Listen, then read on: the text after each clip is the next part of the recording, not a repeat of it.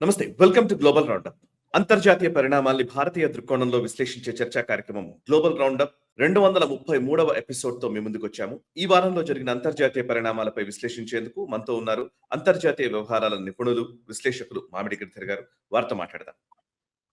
నమస్కారం సార్. నమస్తే సాయి. నమస్తే. ముందుగా మీకు మహాశివరాత్రి శుభాకాంక్షలు సార్.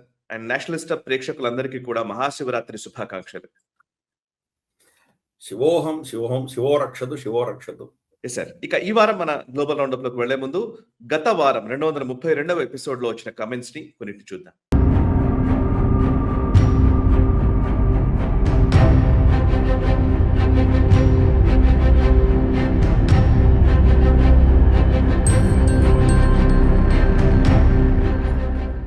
చూసారు కదా, 232 ఎపిసోడ్ లో వచ్చినటువంటి కొన్ని కమెంట్స్ మేము పిక్ చేసాము. చాలా మంది కమెంట్స్ చేస్తున్న వాళ్ళు ఉన్నారు, మెయిల్స్ చేస్తున్న వాళ్ళు, మెసేజ్ చేస్తున్న వాళ్ళు ఉన్నారు. ఎక్కడికి వెళ్ళినా కూడా గ్లోబల్ రౌండప్ గురించి మాట్లాడుతున్నటువంటి ప్రేక్షకులు చాలా మంది కనబడుతున్నారు.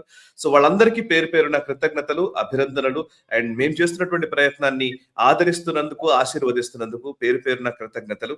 అండ్ ఈ వారం మన గ్లోబల్ రౌండప్ లోకి వెళ్లే ముందు ముందుగా ఒక విజ్ఞప్తి, ఈ వీడియోని లైక్ చేయండి, 10 మందికి షేర్ చేయండి, కమెంట్స్ ద్వారా మీ అభిప్రాయాల్ని మాతో పంచుకోండి. మనసా వాచా కర్మణ దేశహితం కోసం నేషనలిస్ట్ పనిచేస్తోంది. మాకు మీ సహాయ సహకారాలు అవసరము. ఈ స్క్రీన్ పై కనబడేటువంటి క్యూఆర్ కోడ్ ని స్కాన్ చేయడం ద్వారా మీరు యూపీఐ పేమెంట్స్ ద్వారా కూడా మాకు సపోర్ట్ చేయవలసిందిగా విజ్ఞప్తి చేస్తూ ఉన్నాను. సో మీ ఆర్థిక సహకారం డెఫినెట్ గా నేషనలిస్ట్ చేస్తున్నటువంటి ప్రయత్నానికి ఖచ్చితంగా వెన్నుదన్నుగా ఉంటుంది. మమ్మల్ని ప్రోత్సహించినట్టుగా అది మేము భావిస్తాము. అండ్ మాకు అది చాలా ఉపకరిస్తుంది కూడా. ఇక నెక్స్ట్ అంశాల్లో కూడా ఈ వారం మనం చాలా కీలకమైనటువంటి పరిణామాలు కొన్ని జరిగాయి. అందులో ముఖ్యంగా బంగ్లాదేశ్ లో ఎన్నికలు జరిగాయి. బంగ్లాదేశ్ ఎన్నికల్లో ఘన విజయం సాధించినటువంటి పార్టీగా బిఎన్పి నిలిచింది. బంగ్లాదేశ్ నేషనలిస్ట్ పార్టీ ఖలీదా జియా లేకపోతే జియావుర్ రెహమాన్ వాళ్ళ వారసుడిగా తారిక్ రెహమాన్ ఇప్పుడు ప్రధానిగా ప్రమాణ స్వీకారం చేయబోతున్నారు. ఈ ప్రమాణ స్వీకారోత్సవానికి ఈవెన్ నరేంద్ర మోదీని కూడా ఆహ్వానిస్తున్నారు అనే ఒక చర్చ నడుస్తున్న టైం ఇది. And at same time Bangladesh ఎన్నికల ఫలితాల్ని ఎలా అర్థం చేసుకోవాలి, బంగ్లాదేశ్ లో ఉన్నటువంటి హిందువులకు కొంతైనా న్యాయం జరుగుతుందా, వాళ్ళకి ఏమైనా ఉపశమనంగా మనం ఈ ఎన్నిక ఫలితాల్ని భావించాలా, అండ్ తారిక్ రెహమాన్ గత చరిత్ర ఏంటి, రాబోయే రోజుల్లో తన వైఖరిలో ఏమైనా మార్పు ఉంటుందా, బిఎన్పి స్టాండ్ లో, బంగ్లాదేశ్ గవర్నమెంట్ స్టాండ్ లో ఏమైనా మార్పు ఉంటుందా అనే అంశాలకు సంబంధించిన డిస్కషన్ లకు వెళ్దాం. గిరిధర్ గారు, యాక్చువల్లీ మీరు అయినా నేనైనా అక్కడ ఉన్న హిందువులతో మాట్లాడుతూ ఉన్నాము. సో గుడ్డిలో మెల్ల అన్నట్టుగా బిఎన్పి గురించి మాట్లాడుతున్నారు. బట్ అంతకు ముందు బిఎన్పి చాలా హిందూ వ్యతిరేక భావనల్ని కలిగి ఉంది. బట్ యూనిటీ అనే మాటని తారిక్ రెహమాన్ పదే పదే మాట్లాడుతున్న ఈ టైంలో, ప్రమాణ స్వీకారం జరగబోతున్న టైంలో ఏమైనా యూనస్ తో పోల్చితే ఇప్పుడు కొంత స్టెబిలిటీ ఆ ప్రభుత్వంలో వస్తుందేమో అనిపిస్తోంది. అది నిజమేనా? దీన్ని ఎలా అర్థం చేసుకోవాలి? అండ్ బంగ్లాదేశ్ ఎలక్షన్స్ జరిగిన తీరుని మీరు ఎట్లా విశ్లేషిస్తారు? దీనిలో 2-3 అంశాలు ఉన్నాయి. మొదటిది, అవామీ లీగ్ ని కంప్లీట్ గా బ్యాన్ చేసిన తర్వాత ఈ ఎన్నికలు జరిగాయి. అవామీ లీగ్ ఆ దేశానికి స్వతంత్రం తెచ్చిపెట్టినటువంటి పార్టీ. ఒక అంత పెద్ద పాపులర్ పార్టీని మీరు కంప్లీట్ గా బ్యాన్ చేయడం అన్నది మరి ఈ ఎన్నికల మీద ఒక పెద్ద ప్రశ్నగానే ఉంటుంది. అందుకనే అవామీ లీగు, షేక్ హసీనా సపోర్టర్స్ వాళ్ళందరూ కూడా దీని మీద పెద్ద ప్రశ్న వాళ్ళు లేవనెత్తారు. వాళ్ళు ఇది పారదర్శకంగా జరగలేదు, ఈ ఎన్నికల్ని రద్దు చేయాలి, మళ్ళీ అవామీ లీగ్ ని కంటెస్ట్ చేయడానికి పర్మిషన్ ఇవ్వాలి, థర్డ్ పార్టీ న్యూట్రల్ అబ్జర్వర్స్, ఒక కేర్ టేకర్ గవర్నమెంట్ వచ్చి మహమ్మద్ యూనుస్ లాంటి గవర్నమెంట్ కాకుండా ఒక కేర్ టేకర్ గవర్నమెంట్ ఆధ్వర్యంలో మళ్ళీ ఎన్నికలు జరపాలి అని చెప్పి వాళ్ళు డిమాండ్ చేశారు. కరెక్ట్. సో ఫస్ట్ పాయింట్ అది. కాబట్టి ఈ ఎన్నికలు పారదర్శకంగా జరిగినాయా లేదా అంటే కనుక ఆ అంశంలో మాత్రం జరగలేదని మనం ఒప్పుకోవాలి. అవామీ లీగ్ అంత పాపులర్ పార్టీని మీరు ఎలక్షన్ ప్రాసెస్ నుంచి కంప్లీట్ గా డిస్మిస్ చేసి ఎన్నికలు కండక్ట్ చేస్తే మాత్రం ఆల్మోస్ట్ 50% పాపులేషన్ కి మీరు వాళ్ళ హక్కుని వినియోగించుకోకుండా ఆపేసినట్లే అవుతుంది. రెండు, సరే ఇప్పుడు ఎన్నికలు నిర్వహించారు. ఎన్నికలలో కూడా చాలా అవకతవకలు జరిగినట్టు మనకు వీడియోస్ కూడా వచ్చినాయి. వాళ్ళు బ్యాలెట్ పేపర్ ఆధారంగా నడిచింది కాబట్టి బ్యాలెట్ పేపర్ ఆధారంగా మనకు గత చరిత్రలో కూడా చూసాము. బ్యాలెట్ పేపర్ ని వాడితే కనుక దాన్ని ఎలా కబ్జా చేసుకోవచ్చో, దాన్ని ఎలా బూత్ క్యాప్చరింగ్ అవుతుందో మనం చూసాము. అటువంటి ఘటనలు చాలా వీడియోస్ వచ్చినాయి. కానీ ఓవరాల్ పారదర్శకంగా చూస్తే ఒక 70-80% చూస్తే కనుక బహుశా నార్మల్ గానే జరిగింది, ఫ్రీ అండ్ ఫెయిర్ గానే జరిగింది అని అనుకోవచ్చు. కానీ 20-30% రిగ్గింగ్ మాత్రం జరిగింది. ఆ విషయం కనిపిస్తుంది. మూడో అంశం దీంట్లో ఖుల్నా అని చెప్పేసి ఒక సీట్ మనం అబ్జర్వ్ చేసామంటే అక్కడ జమాతే ఇస్లామీ అన్న పార్టీ మనకు తెలుసు, పాకిస్తాన్ కు ఒత్తాసు పలుకుతూ హిందువులకు వ్యతిరేకంగా ఉన్నటువంటి ఒక పార్టీ. ఇప్పుడు కూడా ఈస్ట్ పాకిస్తాన్ గానే ఉండాలి అని కోరుకుంటున్నటువంటి పార్టీ. ఆ పార్టీ వాళ్ళు ఏం చేశారంటే హిందూ మెజారిటీ ఉన్నటువంటి ప్రాంతంలో ఖుల్నా అన్నటువంటి కాన్స్టిట్యుయెన్సీలో వాళ్ళ పార్టీ రిప్రజెంటేటివ్ హిందూని నిలబెట్టారు. అక్కడ అతను గెలిస్తే కనుక జమాత్కి అక్కడ కూడా సీట్ వస్తుందన్న ఆశతోటి వాళ్ళకి నిలబెట్టారు. అక్కడ జమాతే ఇస్లామీ నియమించినటువంటి ఆర్ నిలబెట్టినటువంటి ఒక హిందూ క్యాండిడేట్ ఓడించి అక్కడ ఉన్నటువంటి హిందువులు ముస్లిం క్యాండిడేట్ బిఎన్పికి సంబంధించినటువంటి ఒక ముస్లిం క్యాండిడేట్ ని గెలిపించారు. ఓకే, అంటే క్యాండిడేట్ కాదు, అక్కడ జమాతే ఇస్లామీ అన్నటువంటి భయం, జమాతే ఇస్లాంని ఓడించాలి అన్నటువంటి హిందూ మనస్తత్వం మనకు అక్కడ కనిపిస్తుంది. దేశవ్యాప్తంగా కూడా అదే. అవామీ లీగ్ ఓటు వేసేటువంటి వాళ్ళు కూడా జమాత్ గెలవకూడదు అని చెప్పి బిఎన్పికి ఓటు వేసినట్టు మనం చూస్తున్నాం. అందుకనే ఈ రోజు వాళ్ళు 2/3 మెజారిటీతో వాళ్ళు గెలవగలిగారు బిఎన్పి. కాబట్టి ఇది బిఎన్పి సపోర్ట్ బేస్ ఒక ఎత్తు అయితే, జమాత్ను ఓడించాలి అని చెప్పి వచ్చిన ఓటు ఇంకో ఎత్తు. అందుకనే వీడికి ఇంత మెజారిటీ వచ్చింది. కాబట్టి ఇది డైరెక్ట్ గా బిఎన్పి యొక్క ఘన విజయము. బిఎన్పి చాలా అద్భుతంగా ఏదో మనకు ఇది చేసింది, దానివల్ల మనం అంటే వాళ్ళ మీద పాపులారిటీ బాగా పెరిగిపోయింది కాబట్టి వాళ్ళు గెలిచారు అని అనుకోవడం చాలా తప్పది. ఎస్, బిఎన్పికి ఉన్న ఓట్ షేర్ వాళ్ళకు ఉన్నది. జమాతే ఇస్లామీకి వ్యతిరేకత విపరీతంగా వాళ్ళకు పనిచేసింది. అండ్ ఇందాక చెప్పినట్టు అవామీ లీగ్ సపోర్టర్స్ కూడా గతి లేని పరిస్థితుల్లో వీళ్ళకి ఓటు వేశారు చాలా మంది. సో ఆ దృష్టిలో మనం దీన్ని అర్థం చేసుకున్నాం. అలాగే షేక్ హసీనా ఎక్స్ట్రడిషన్ గురించి చాలా చర్చలు జరుగుతున్నాయి. దాంట్లో వాళ్ళ ఒక నేత వచ్చేసి తప్పకుండా షేక్ హసీనాని ఎక్స్ట్రాడిట్ చేయాల్సిందే, ఇప్పుడున్నటువంటి ప్రభుత్వం ఏదైతే మొహమ్మద్ యూనుస్ ప్రభుత్వం ఉందో వాళ్ళ ఫారెన్ మినిస్టర్ చెప్పిన దానికి మా ఆలోచనకి తేడా లేదు అని ఒక సీనియర్ నేత, బిఎన్పి నేత చెప్పడం మనం విన్నాం. కానీ తారక్ రెహమాన్ని స్వయంగా ఎవరో ఇంటర్వ్యూ చేసినప్పుడు ఆయన ఏం చెప్పారంటే, చట్ట పరిధులు ఏమున్నాయో చూడాలి, చట్టం ఎలా చేస్తుందో దాని గురించి ఆలోచన చేయాలని చెప్పి దాన్ని దాటేశాడు. సో ఇది అక్కడ జరిగినటువంటిది. దీంట్లో కీలకంగా ఏంటంటే అమెరికాను, యూకే, పాకిస్తాన్ వీళ్ళు ముగ్గురు కలిసి కొన్ని గేమ్స్ ఆడారు ఇక్కడ. దాంట్లో యుఎస్, యూకే రిప్రజెంటేటివ్స్ అయితే జమాతే ఇస్లామీ తోటి చాలా చర్చలు కూడా చేశారు. బహుశా జమాతే ఇస్లామీ మళ్ళీ పవర్లో వస్తుందని వాళ్ళ ఆలోచన ఉండిండొచ్చు. వాళ్ళ మీద చాలా ఇన్వెస్ట్ చేశారు వాళ్ళు. అది ఫెయిల్ అయింది, అట్టర్గా ఫ్లాప్ అయింది. అలాగే పాకిస్తాన్ కూడా జమాతే ఇస్లామీ గెలవాలని చాలా ప్రయత్నాలు చేశారు. జమాతే ఇస్లామీ తర్వాత మనకు మొహమ్మద్ యూనుస్ కి సంబంధించిన పార్టీ వీళ్ళు గెలవాలని చాలా ప్రయత్నం చేశారు. అవన్నీ కూడా విఫలమైనవి. ప్రస్తుతానికి తారిక్ రెహమాన్ ఇచ్చినటువంటి స్టేట్మెంట్స్ అన్ని కూడా చాలా న్యూట్రల్ గా ఇస్తున్నాడు. నేను బంగ్లాదేశ్ ఫస్ట్ ఆధారంగా వెళ్తాను. నేను ఏ దేశంతో అయినా నా రిలేషన్షిప్ అన్నది భారతదేశం కావచ్చు, చైనా కావచ్చు, అమెరికా కావచ్చు, పాకిస్తాన్ కావచ్చు, ఎవరితో అయినా కానీ కూడా నేను డీల్ చేసేటప్పుడు బంగ్లాదేశ్ ఇంట్రెస్ట్, బంగ్లాదేశ్ నాకు సర్వోపరి, దాని ఆధారంగా నేను ప్రవర్తిస్తాను అని స్టేట్మెంట్ ఇచ్చాడు. సో చూడాలి, ఇవన్నీ ఫస్ట్ డే ఇచ్చిన స్టేట్మెంట్స్ బాగానే ఉంటాయి. రాను రాను వాళ్ళ మీద ఆ దేశం మీద ఒత్తిడి వచ్చే కొద్దీ ఏమవుతుందో మనం చూడాలి. మనం యాక్చువల్గా గత గ్లోబల్ రౌండప్ లో చర్చించాం. మనం ఎన్నికలకు 2 రోజుల ముందర మొహమ్మద్ యూనుస్ ప్రభుత్వం అమెరికాతో ఒప్పందం చేసుకుంది, సీక్రెట్ ఒప్పందం. మరి తారిక్ రెహమాన్ వచ్చిన తర్వాత దాన్ని ఆమోదిస్తాడా లేదా దాన్ని తిరగరాస్తాడా ఇది చూడాలి మనం. మోదీ గారు మాత్రం I think first international leader Tariq Rahman కు ఫోన్ చేసి మాట్లాడిన వాళ్ళలో ఫస్ట్. భారతదేశం ఏం చేస్తుందంటే రీకాలిబ్రేట్ చేసుకుంటుంది. సరే, మనం షేక్ హసీనా మీద ఇన్వెస్ట్ చేశాము, ఇప్పుడు ఆవిడ లేదు అక్కడ, ఆవిడకు మనం సాయం చేయగలిగిన సాయం చేశాము, ఆవిడని మళ్ళీ భారతదేశంలో సురక్షితంగా ఉంచగలుగుతున్నాం. మనం బంగ్లాదేశ్ మీద వస్తున్నటువంటి ఒత్తిళ్లను తట్టుకొని ఆవిడని మళ్ళీ వెనక్కి ఎక్స్ట్రాడేట్ చేయట్లేదు. ఆవిడ చాప్టర్ అయిపోయింది కాబట్టి ఆవిడని పక్కన పెట్టాము. ఇప్పుడు అక్కడ ఏ ప్రభుత్వం వస్తుందో ఆ ప్రభుత్వంతో కోఆపరేట్ చేసే ప్రయత్నం మనం చేస్తున్నాం. వాళ్ళకి ఆ సంకేతాలు పంపించాం, మేము మీతోటి మంచి సత్సంబంధాలు మెయింటైన్ చేయడానికి ప్రయత్నం చేస్తున్నాము, చర్చించుకొని ఇప్పటి వరకు ఉన్నటువంటి మొహమ్మద్ యూనుస్ చేసినటువంటి చెత్తని తిరగరాద్దాము అన్నటువంటి ఒక మెసేజ్ తప్పకుండా తారిక్ రెహమాన్కి మనం పంపించాం. ఫస్ట్ లో నువ్వు అన్నట్లు బహుశా మోదీ గారిని కూడా స్వేరింగ్ సెరమనీకి పిలిచేటువంటి ప్రయత్నాలు చేస్తున్నారు వాళ్ళు. మరి మోదీ గారు వెళ్తారా వెళ్ళరా, జయశంకర్ గారిని పంపిస్తారా, ఇంకెవరైనా మన వైస్ ప్రెసిడెంట్ పంపిస్తారా మనకు తెలియదు. అది ఫిబ్రవరి 17న స్వేరింగ్ సెరమనీ ఉండబోతోంది. చూద్దాం ఏమవుతుందో, ఫైనల్ గా చూద్దాం మనం. కానీ 2 దేశాలు కూడాను ఏదో విధంగా కొంత అడ్జస్ట్మెంట్స్ చేసుకుని ఇప్పుడున్నటువంటి భయంకరమైన పరిస్థితి నుంచి కొంత దాని ఏదో ఒక సొల్యూషన్ తీసుకొచ్చే ప్రయత్నం ఈ 2 దేశాలు కూడా చేస్తున్నాయి. మొదటి రోజే ఎన్నికలైనటువంటి రిజల్ట్స్ వచ్చి ఒక 24 గంటలు 48 గంటలు అవ్వలేదు. ఇప్పుడు చూద్దాం రాబోయే రోజుల్లో ఇది ఏ దిశగా వెళ్తుందో చూద్దాం. ఎన్నికలలో కీలకంగా మనకు కనిపించింది ఏంటంటే భారత సరిహద్దుల్లో ఉన్నటువంటి ప్రాంతాలన్నీ జమాతే ఇస్లామీ గెలిచింది. ఎస్పెషలీ వెస్ట్ బెంగాల్ ఆనుకొని ఉన్నటువంటి ప్రాంతాలన్నీ కూడా, అలాగే ఉత్తరాన చికెన్ స్నెక్ దగ్గర ఉన్నటువంటి ప్రాంతాలు కూడా చాలా ప్రాంతాల్లో జమాతే ఇస్లామీ గెలిచింది. జమాతే ఇస్లామీ షేక్ హసీనా ఉన్నప్పుడు వాళ్ళకి ఎన్ని సీట్స్ ఉన్నాయో దానికి డబుల్ అయ్యాయి వాళ్ళ సీట్స్.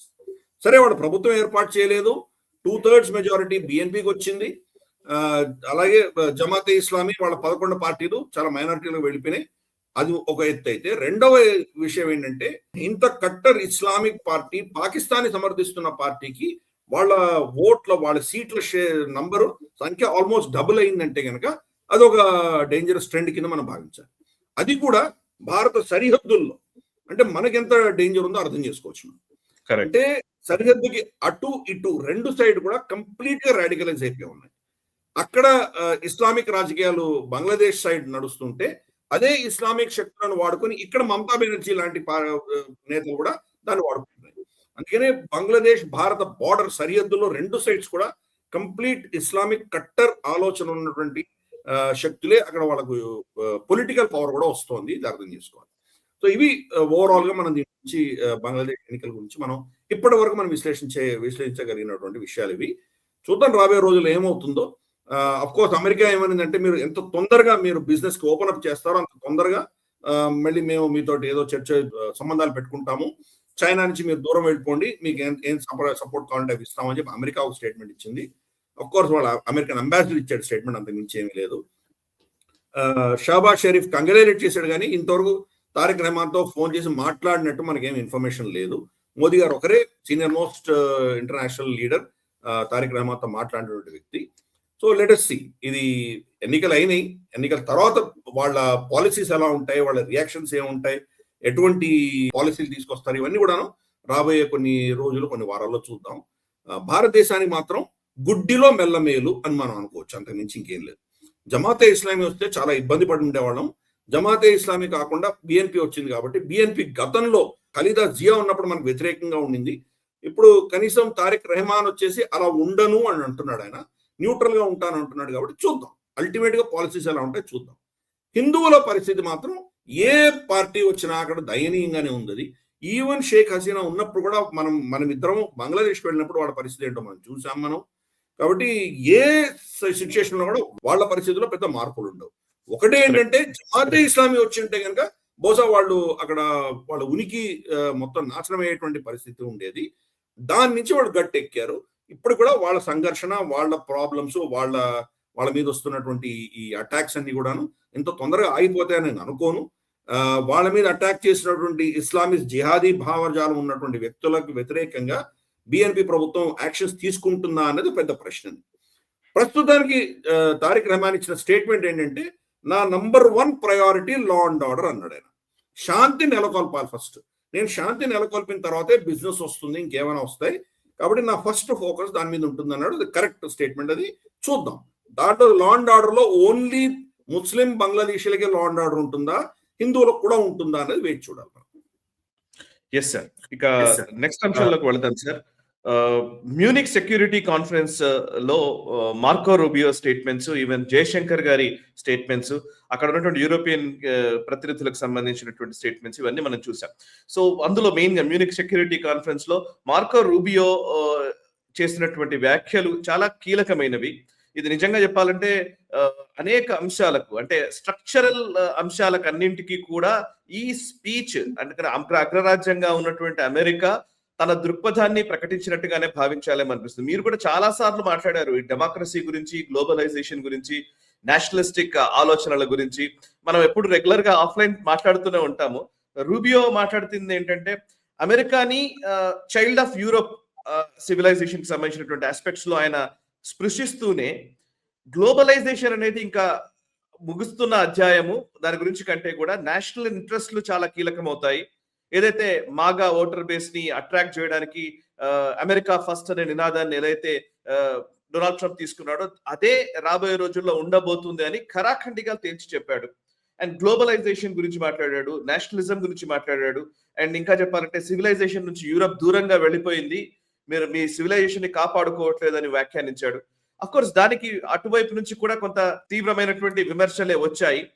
ఓవరాల్ గా అసలు మార్కో రూబియో స్టాన్స్ ని అమెరికాకి సంబంధించి రాబోయే రోజుల్లో ఒక భవిష్యత్తుని దృష్టిలో ఉంచుకొని చేసినటువంటి స్టాన్స్ గా చూడాలా, రూల్ ఆఫ్ ఆర్డర్ ఏదైతే అంటారో ఆ రూల్ బేస్డ్ సొసైటీ అనే దానికి భిన్నంగా అమెరికా వెళుతుందన్న దాన్ని ధృవీకరించిన నేపథ్యంలో మీ విశ్లేషణ ఏంటి? ఇది చాలా ఇంపార్టెంట్ సబ్జెక్ట్, యాక్చువల్లీ ఇంకో సపరేట్ డిస్కషన్ కూడా చేయాలి దీని మీద, మారుతున్న పరిణామాల మీద. బట్ ఎస్, ఈ సెక్యూరిటీ కాన్ఫరెన్స్ లో జరిగినటువంటి పరిణామాల గురించి విశ్లేషిస్తారా? అంటే డొనాల్డ్ ట్రంప్ వచ్చిన తర్వాత అమెరికానే ఎస్టాబ్లిష్ చేసినట్టు, వాళ్ళే స్థాపించినటువంటి so called rules based order అని వాళ్ళు ఏదైతే చెప్పారో, గ్లోబలైజ్డ్ రూల్స్ బేస్డ్ ఆర్డర్, ప్రపంచవ్యాప్తంగా ఎటువంటి పద్ధతిని, ఎటువంటి రూల్స్ ని పాటించాలి అని చెప్పి అమెరికా నిర్ణయించి పెట్టినటువంటి సిస్టమ్ ని ఈరోజు అమెరికానే తిరగరాస్తాం. ఈరోజు మార్కో రూబియో చెప్పిన దాంట్లో అదే మనం చూస్తున్నాం. అతను ఇచ్చిన స్టేట్మెంట్ చాలా కీలకంగా ఏమనంటే rules based global order and over used term అని పదం వాడాడు.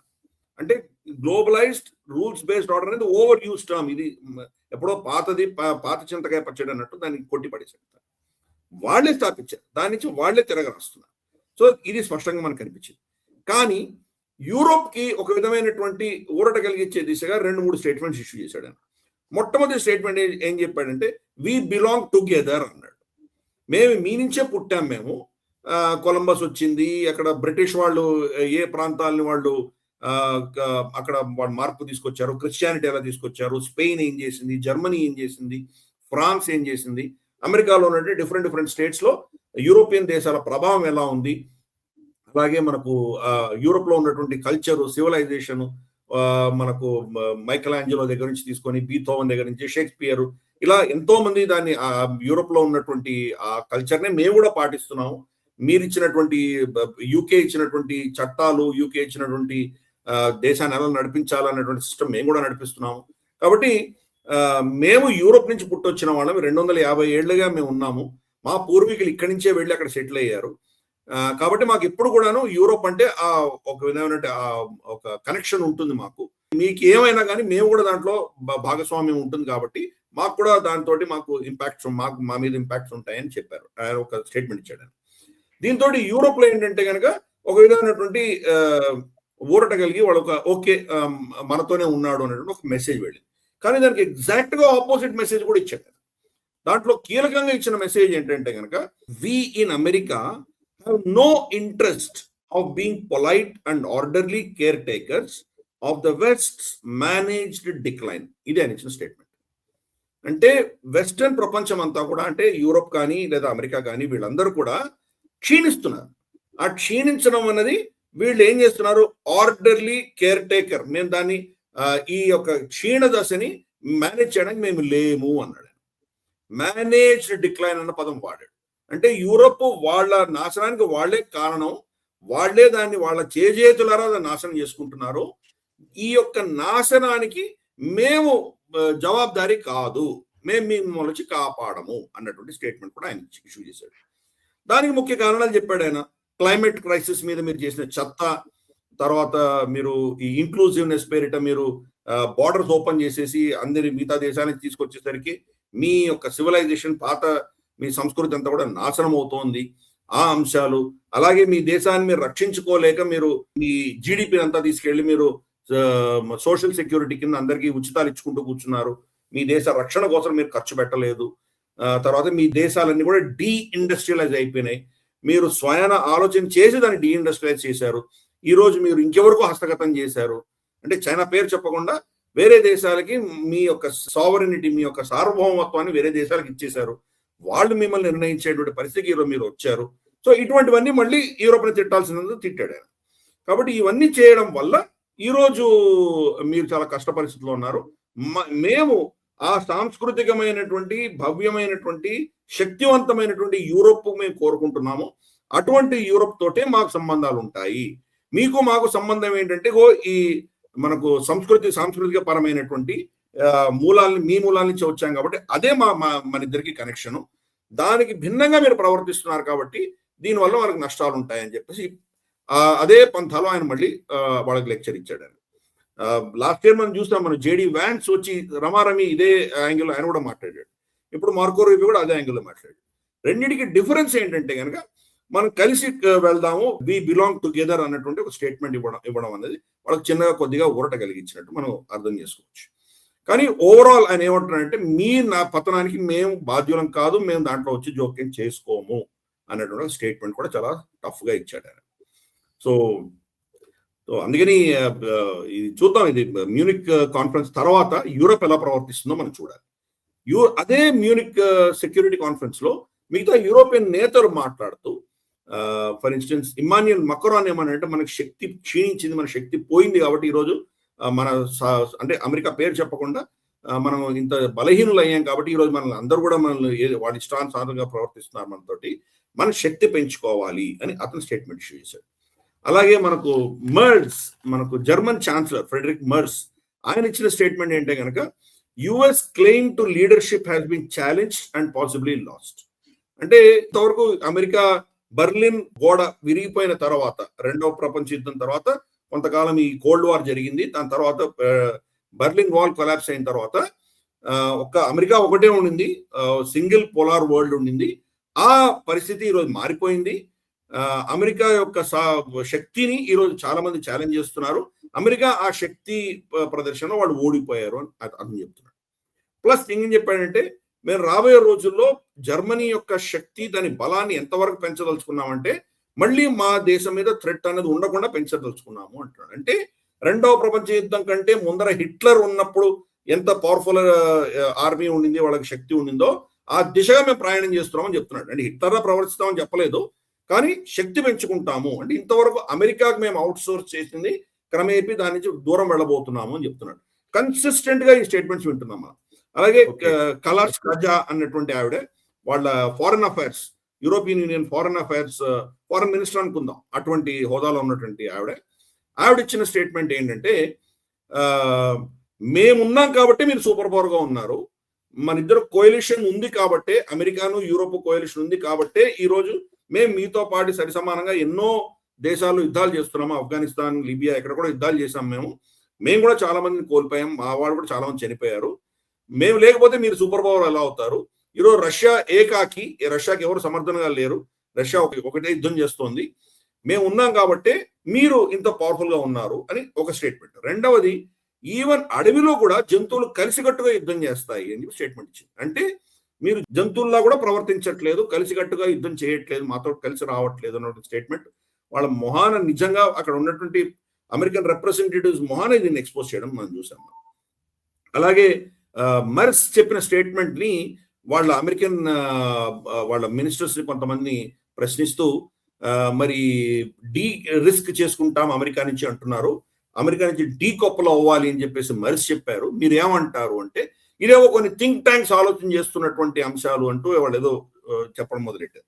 ఆవిడ కరెక్ట్ చేసి ఇదేదో థింక్ ట్యాంక్స్ కాదు, జర్మన్ ఛాన్సలర్ చెప్తున్నాడు, ఏమంటారు మీరు అంటే అది జరిగే పని కాదు అంటారు. అంటే ఎంత కన్ఫ్యూజ్ స్టేట్ లో అమెరికా కూడా ఉంది, వాళ్ళ పాలసీస్ యూరోప్ లో ఎలా ఉండాలి వాళ్ళకు కూడా నిజంగా అర్థం కావట్లేదు. సో ఈ రోజు డొనాల్డ్ ట్రంప్ ఏం చెప్తాడో తెలియదు, రేపు పొద్దున్న ఇద్దరు లేచి ఏం చెప్తాడో తెలియదు. కాబట్టి ఈ కన్ఫ్యూజన్ లో యూరోప్, ఈ మ్యూనిక్ సెక్యూరిటీ కాన్ఫరెన్స్ మనకు అర్థమైంది ఏంటంటే యూరోప్ మాత్రం చాలా స్పష్టంగా అమెరికా మీద మనం బెట్ పెట్టి వాళ్ళ మీద రిస్క్ తీసుకునే పరిస్థితులు లేవు, క్రమేపీ మనం దాని నుంచి దూరం వెళ్ళాలి అన్నటువంటి ఒక మెసేజ్ వాళ్ళకి అర్థమవుతుంది. ఇమ్మాన్యుయల్ మక్రాన్ ఇంకొక స్టేట్మెంట్ ఏమి ఇచ్చాడంటే ఆయన, అఫ్ కోర్స్ ఆయన మ్యూనిక్ సెక్యూరిటీ కాన్ఫరెన్స్ కాదు, ఒక యూరోపియన్ ఇండస్ట్రియల్ కాన్ఫరెన్స్ అని ఇచ్చిన స్టేట్మెంట్ ఏంటంటే రష్యా నుంచి మనకు చీప్ గా వస్తున్నటువంటి చమురు ఇంకా ఉండదు, అది పర్మనెంట్ గా ఉండదు. రెండు, మనం చైనాకి ఎక్స్పోర్ట్ చేసి మన ఎకానమీస్ అని పెంచుకున్నాము, ప్రతిదీ మనం చేసినంత చైనాకి ఎక్స్పోర్ట్ చేసేవాళ్ళం, అది కూడా ఉండదు, అది రెండు కూడా పోతాయి. మూడవది, అమెరికా మన మీద టారిఫ్లు వేసి మన మీద మనల్ని కంట్రోల్ చేయాలని చేస్తున్నటువంటి ఒత్తిళ్ల ఆధారంగా ఇవి ఏది జరుగుతుంది, ఈ మూడు అంశాలు కూడాను ఈ ట్రాన్సిషన్ కాదు, ప్రస్తుతానికి ఇమ్మీడియట్ గా ఏం మారకపోవచ్చు రాబోయే కొన్ని క్వార్టర్స్ లో, కానీ దీర్ఘకాలీనమైనటువంటి స్ట్రక్చరల్ చేంజెస్ ఇవన్నీ కూడాను.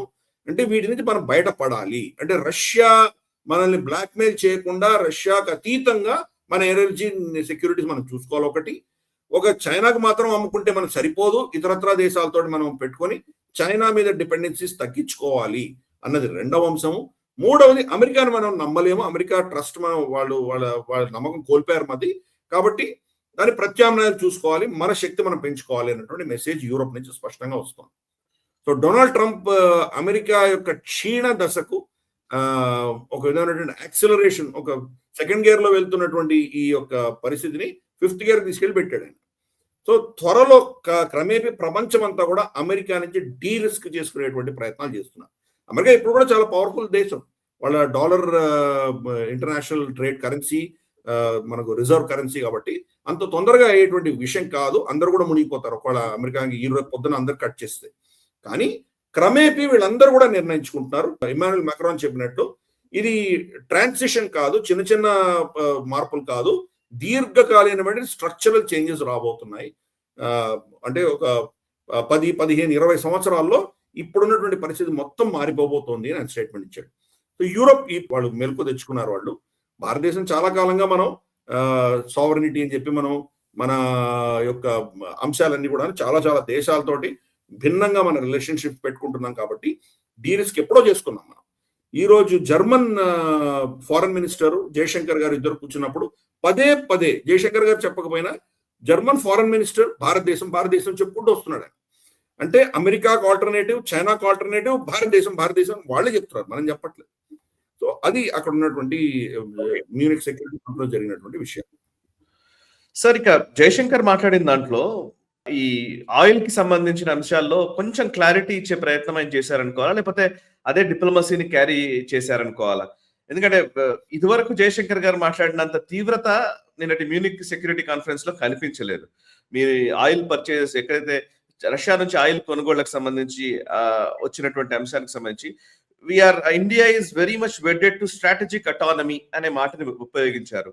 అండ్ ఇంకోటి ఏంటంటే, India our energy decisions are guided by national interest, market availability and cost rather than political pressure అనే మాటని వాడారు. సో రాజకీయ ఒత్తిళ్లు ఉన్నాయా, లేకపోతే రాజకీయ ఒత్తిళ్లకు తలొగ్గ లేదు అని చెప్తున్నారా? అటానమీ అంటున్నారు, మరి ఆయిల్ కొనుగోళ్లు ఉంటాయా ఉండవా? జయశంకర్ గారి స్టేట్మెంట్ ఎలా అర్థం చేసుకోవాలి? చాలా వేగ్ గా, కన్ఫ్యూజింగ్ గా చెప్పి వదిలేశాడు ఆయన. ఎవరికి కావాలంటే అలా ఇంటర్ప్రిట్ చేసుకోవచ్చు. నిర్ణయాలు తీసుకుంటాము, కంపెనీ నిర్ణయాలు తీసుకుంటాయని చెప్పి ఆయన ఇచ్చిన స్టేట్మెంట్ లో మనం చూసామంటే రిలయన్స్ రష్యా నుంచి కొనుగోలు మానేసింది కదా. కాబట్టి మరి నిర్ణయం వాళ్ళే తీసుకున్నారని మాకు తెలియదు అనొచ్చు, కానీ నిజంగా రిలయన్స్ రష్యా నుంచి ఎందుకు కొనట్లేదు? అమెరికా ఒత్తిడి వల్ల కొనట్లేదు. ఇప్పుడు మనం లేటెస్ట్ గా ఏం న్యూస్ వింటున్నామంటే, వెనెజుయేలాలో కొంత వాళ్ళ చమురుని, క్రూడ్ ఆయిల్ కొనుక్కొని రిఫైన్ చేసే అధికారాలు అమెరికా లైసెన్స్ రిలయన్స్ కి ఇస్తోంది అని మనకు తెలుస్తుంది. అంటే రష్యా నుంచి కట్ చేసినందుకు రిలయన్స్ కి వెనెజుయేలా నుంచి వాళ్ళు ఆయిల్ ఇప్పిస్తోంది అమెరికా. అంటే మీ నిజంగా మీకు సావరెనిటీ ఉందా, మీకు సార్వభౌమత్వం ఉందా అని పెద్ద ప్రశ్న. అది బిజినెస్ డెసిషన్, మాకు తెలియదు, వాళ్ళు ప్రైస్ ఎక్కడ తక్కువ వస్తే అక్కడికి వెళ్తున్నారు అని మనం దాన్ని కొట్టేయచ్చు. కానీ దాని వెనకాల నిజంగా మనం అమెరికా యొక్క ప్రెషర్ని తట్టుకున్నామా అంటే ఒక పెద్ద ప్రశ్ననే వస్తుంది. ఫర్ ఇన్స్టెన్స్, ఇరాన్ నుంచి మనం కొనుక్కోవట్లేదు. ఇరాన్ నుంచి కంప్లీట్ గా బ్యాన్ చేసింది డొనాల్డ్ ట్రంప్, గతసారి ప్రెసిడెంట్ గా ఉన్నప్పుడు బ్యాన్ చేసింది. ఈ రోజు దాకా మనం దాన్ని అలాగే పాటిస్తున్నాం. మనం మరి ఇరాన్ నుంచి ఎందుకు ఆయిల్ కొనుక్కోలేకపోతున్నాం మనం? దాన్ని యునైటెడ్ నేషన్స్ అయితే దాన్ని బ్యాన్ చేయలేదు కదా. ఫర్ ఇన్స్టెన్స్, రష్యన్ ఆయిల్ ని యునైటెడ్ నేషన్స్ ఏం బ్యాన్ చేయలేదు, వెనెజుయేలా ఆయిల్ ని మనకు యునైటెడ్ నేషన్స్ బ్యాన్ చేయలేదు. మరి రాస్నెఫ్ట్ నుంచి మనం ఎందుకు కొనుగోళ్లు ఆపేసాం మనం? అమెరికా దాని మీద ఆంక్షలు విధించింది. అమెరికా విధిస్తే మన గతంలో మన స్టాండ్ అంతా కూడా యునైటెడ్ నేషన్స్ విధిస్తేనే మనం దాన్ని పాటిస్తాము అని చెప్పేసి మనం గతంలో చెప్పాం. కానీ ఇప్పుడు అమెరికా విధించినా మనం దానికి యాక్సెప్ట్ చేస్తున్నామంటే కనుక ఎక్కడో మనం కాంప్రమైజ్ చేసుకుంటున్నాం. బహుశా కొన్ని వేరే అంశాలు ఉండొచ్చు, ఎందుకంటే ఒక దగ్గర కాంప్రమైజ్ చేసుకుంటే ఇంకో దగ్గర మనకు లాభం ఉండొచ్చు. ఫర్ ఇన్స్టెన్స్, మనకు కొన్ని టెక్నాలజికల్ అడ్వాన్స్మెంట్స్ అమెరికాలో ఉన్నవి, టెక్నాలజీ పరంగా మనకు కొన్ని అవసరాలు ఉండొచ్చు. అలాగే వాళ్ళ cyber related issues, artificial intelligence related issues, చాలా అంశాల్లో మనం వాళ్ళు కోఆపరేట్ చేసుకుంటారు, డిఫెన్స్ ఇష్యూస్ లో. కాబట్టి ఆ అంశాల్లో మనం ఫర్ ఇన్స్టెన్స్ ఛాత్రంలో కూడా డిస్కస్ చేసాం. మనము బోయింగ్ పొసైడన్ P8I మనం కొంటున్నాం, వాళ్ళ దగ్గర 6 ఎయిర్ క్రాఫ్ట్స్ కొంటున్నాం. కాబట్టి టెక్నాలజీ పరంగా వాళ్ళ దగ్గర నుంచి కొన్ని అంశాలు మనకు అవసరం ఉన్నప్పుడు కొన్ని అంశాల్లో మనం సడలింపు చేసేటువంటి అవకాశాలు ఉన్నాయి. కాబట్టి ఆ అంశంలో బహుశా జయశంకర్ గారు దాన్ని డిప్లొమాటిక్ గా ఎలా చెప్పాలి తెలియక దాన్ని ఇలా ఏదో కంప్లీట్ డిప్లొమాటిక్ పదజాలంతో ఆయన దాటేశారు దాన్ని.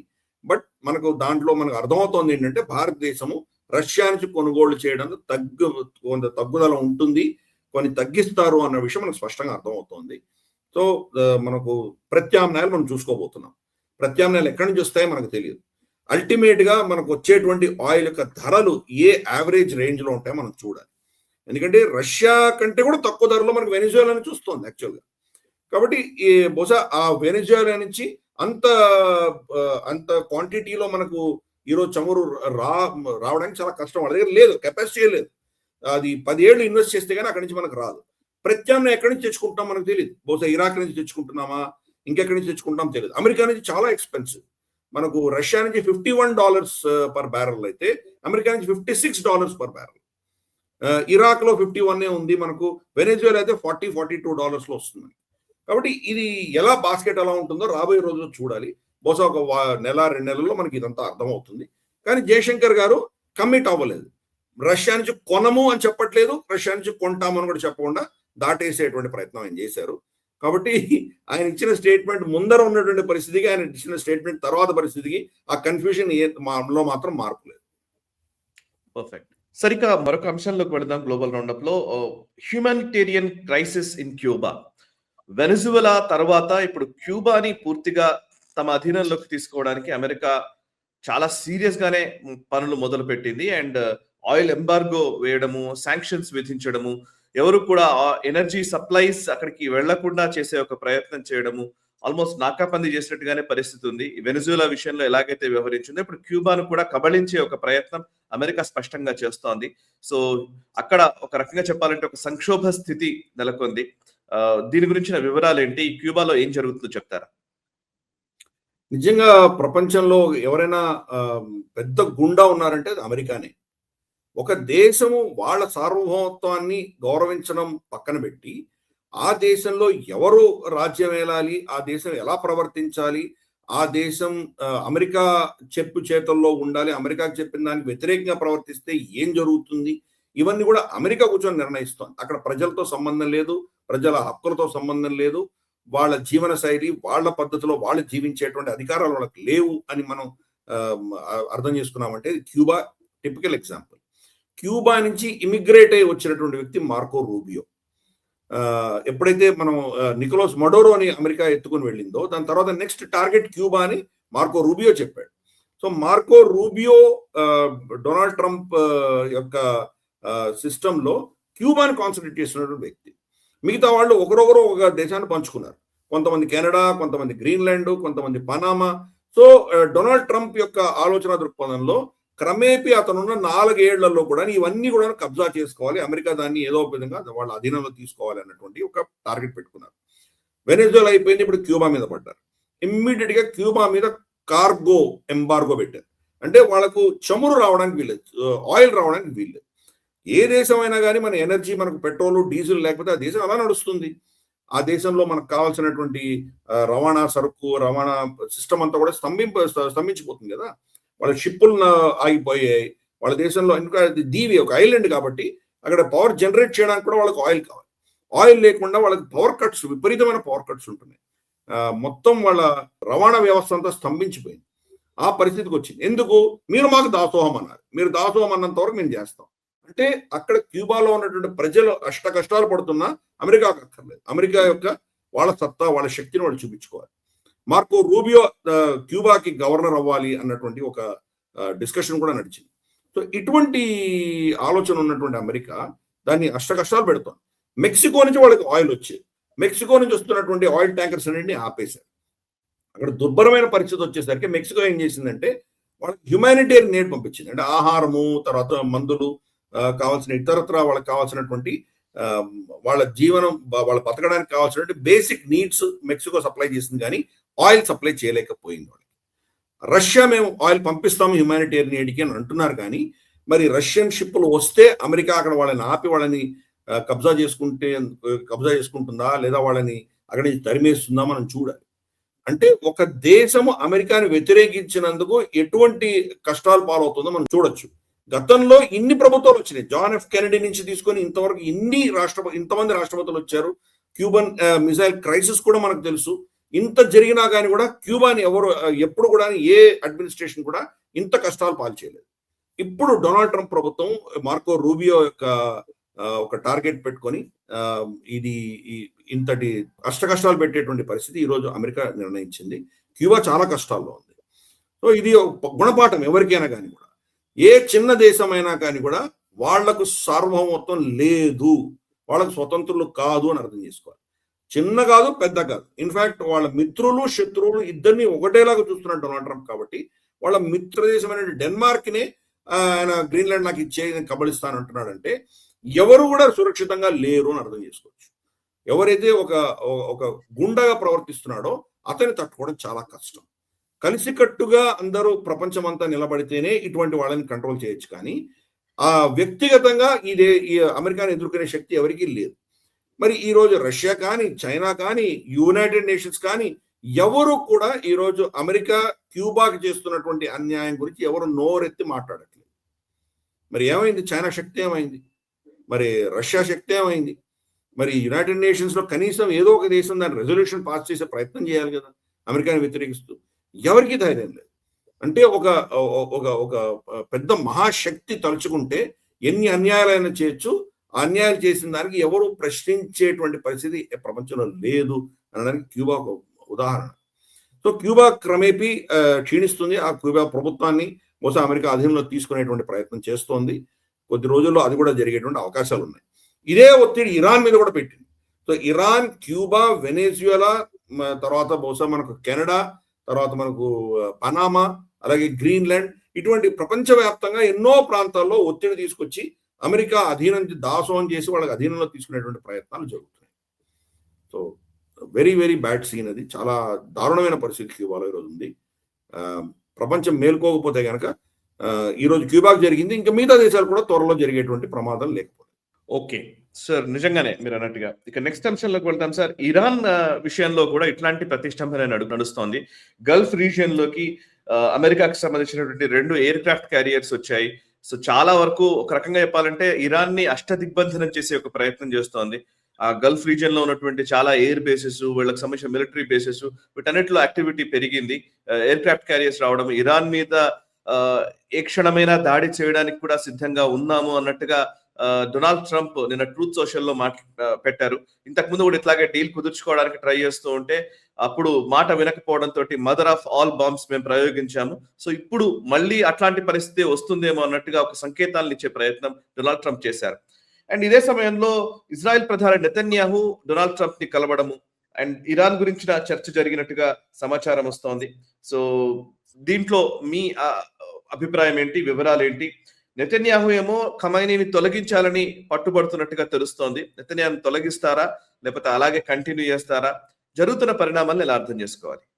బెంజమిన్ నెతన్యాహు ఇజ్రాయెల్ చాలా కాలంగా ఖమనే ప్రభుత్వాన్ని తీసేసి ప్రత్యామ్నాయం తీసుకురావాలని చాలా కాలంగా ప్రయత్నం చేస్తున్నారు.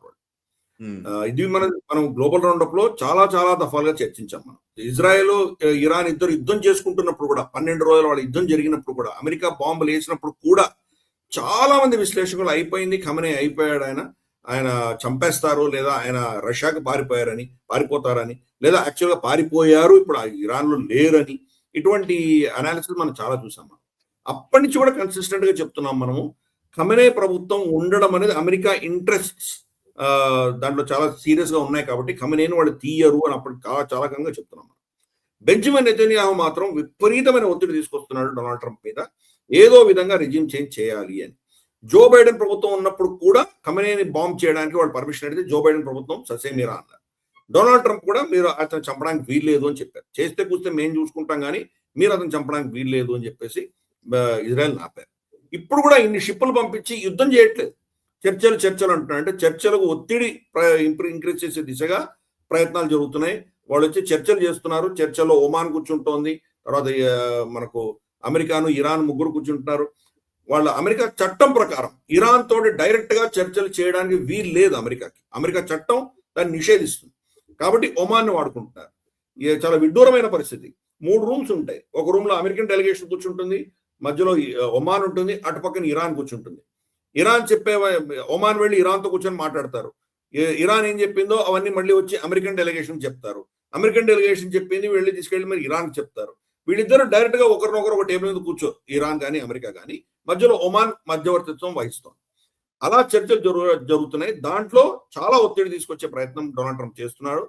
కానీ పెద్ద ప్రశ్న ఏంటంటే 12 రోజులు యుద్ధం జరిగినప్పుడు మేము మదర్ ఆఫ్ ఆల్ బాంబ్స్ వేశాము, నతాన్స్, తర్వాత వాళ్ళకు ఉన్నటువంటి ఫర్దో ఈ ప్రాంతం అంతా ధ్వంసం చేశాము, వాళ్ళ న్యూక్లియర్ కేపబిలిటీ మొత్తం నాశనం చేశాము అని చెప్పినటువంటి డొనాల్డ్ ట్రంప్ ఈ రోజు న్యూక్లియర్ చర్చలు ఎందుకు చేస్తున్నాడు వాళ్ళతోటి? మీరు చెప్పిన దాని ప్రకారమే కంప్లీట్ గా సర్వనాశనం అయిపోయింది అన్నప్పుడు మళ్ళీ ఎందుకు చర్చిస్తున్నారు? అంటే వాళ్ళకి లేదు, శక్తి లేని న్యూక్లియర్ శక్తి లేని దేశం న్యూక్లియర్ గురించి ఎందుకు మాట్లాడుతున్నారు మీరు? సో హిపోక్రసీ అర్థమవుతుంది. అంటే మీరు నాశనం చేయలేకపోయారు అని అర్థమవుతుంది. వాళ్ళు మెటీరియల్ ఎక్కడో దాచిపెట్టారు, న్యూక్లియర్ మెటీరియల్ ఎక్కడో దాచిపెట్టారు, ప్లస్ మీరు అటాక్ చేసినవన్నీ కూడా కాకుండా ఇంకా వాళ్ళకి శక్తి ఉన్నది, కొన్ని నెలల్లోనే వాళ్ళు మళ్ళీ పుంజుకోగలిగే శక్తి ఉంది అని మీకు కూడా తెలుసు. అంటే మీ అటాక్స్ ఫెయిల్ అయ్యని లేదా పార్షియల్ గా సక్సెస్ అయ్యాయని మీకు కూడా అర్థమవుతుంది. అందుకే నేను చర్చలు అంటున్నాను. సో ఇది డొనాల్డ్ ట్రంప్ యొక్క స్టేట్మెంట్ అక్కడ ఎక్స్పోజ్ అయింది. రెండు, ఈ ఏదో విధంగా డొనాల్డ్ ట్రంప్ కి ఒక సక్సెస్ చూపించుకోవాలి, ఆయనకి హెడ్లైన్ కావాలి.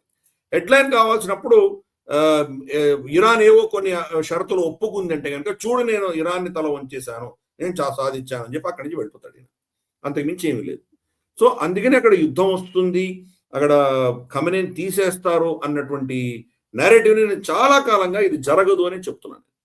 సరే, డొనాల్డ్ ట్రంప్ ఎవరు ప్రెడిక్ట్ చేయలేరు, డొనాల్డ్ ట్రంప్ ఏమైనా చేయొచ్చు, కానీ అమెరికన్ డీప్ స్టేట్కి మాత్రం ఒక బూచి చూపించాలి. ఏదో ఒక ఆసురీ శక్తి, ఒక భయం అన్నది, ఒక రిస్క్ అన్నది, ఒక శక్తి వీళ్ళకి వీళ్ళని ఏమో చేస్తుంది అన్నటువంటి భయం సున్నీ ప్రపంచానికి చూపించకపోతే అమెరికా యొక్క అవసరం అక్కడ లేదు. అమెరికా ఈరోజు గల్ఫ్ లో ఇన్ని స్థావరాలు పెట్టుకొని ఉంది అంటే కనుక దానికి ఏకైక కారణం ఇరాన్ అన్నటువంటి రాక్షసిని చూపించి వీళ్ళు ఇక్కడ తిష్ట వేసి కూర్చున్నారు.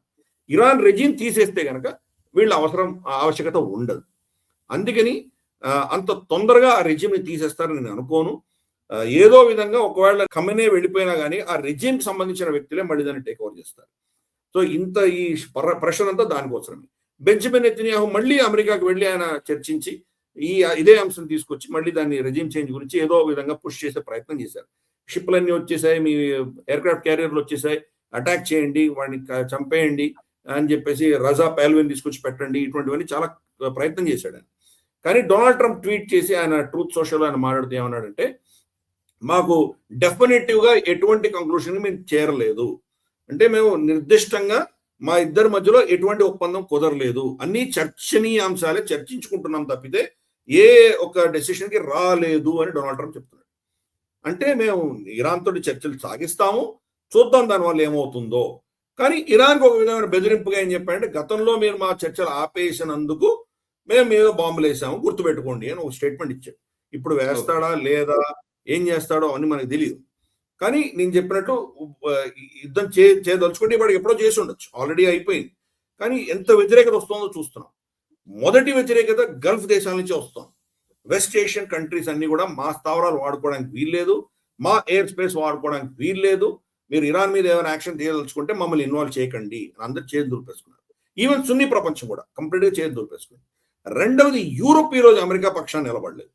నేటోకి వ్యతిరేకంగా, యూరోప్కి వ్యతిరేకంగా డొనాల్డ్ ట్రంప్ చేసిన ఈ పిచ్చి పనులన్నీ కూడా చూసేసిన తర్వాత వాళ్ళు మళ్ళీ ఇంకో యుద్ధం స్టార్ట్ చేయడానికి వాళ్ళు సిద్ధంగా లేదు. ముందు యుక్రెయిన్ సంగతి చూద్దాం, మీరు యుక్రెయిన్ సంగతి మీరు వదిలేసి మీరు ఎక్కడో వెళ్తున్నారు, ముందు యుక్రెయిన్ సంగతి చూసిన తర్వాత ఇరాన్ గురించి ఆలోచన చేద్దాం, ఇరాన్ చర్చలు అప్పుడు ఆలోచన చేద్దాం అని చెప్పేసి వాళ్ళు పక్క తప్పుకున్నారు.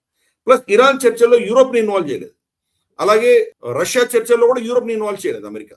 కాబట్టి యూరోప్ ఏమంటుందంటే, మమ్మల్ని ఇన్వాల్వ్ చేయడం మేము దీంట్లో జోక్యం చేసుకోము, మీరు యుద్ధం చేసుకోండి, మీరే చేసుకోండి అని చెప్పి వదిలేశారు.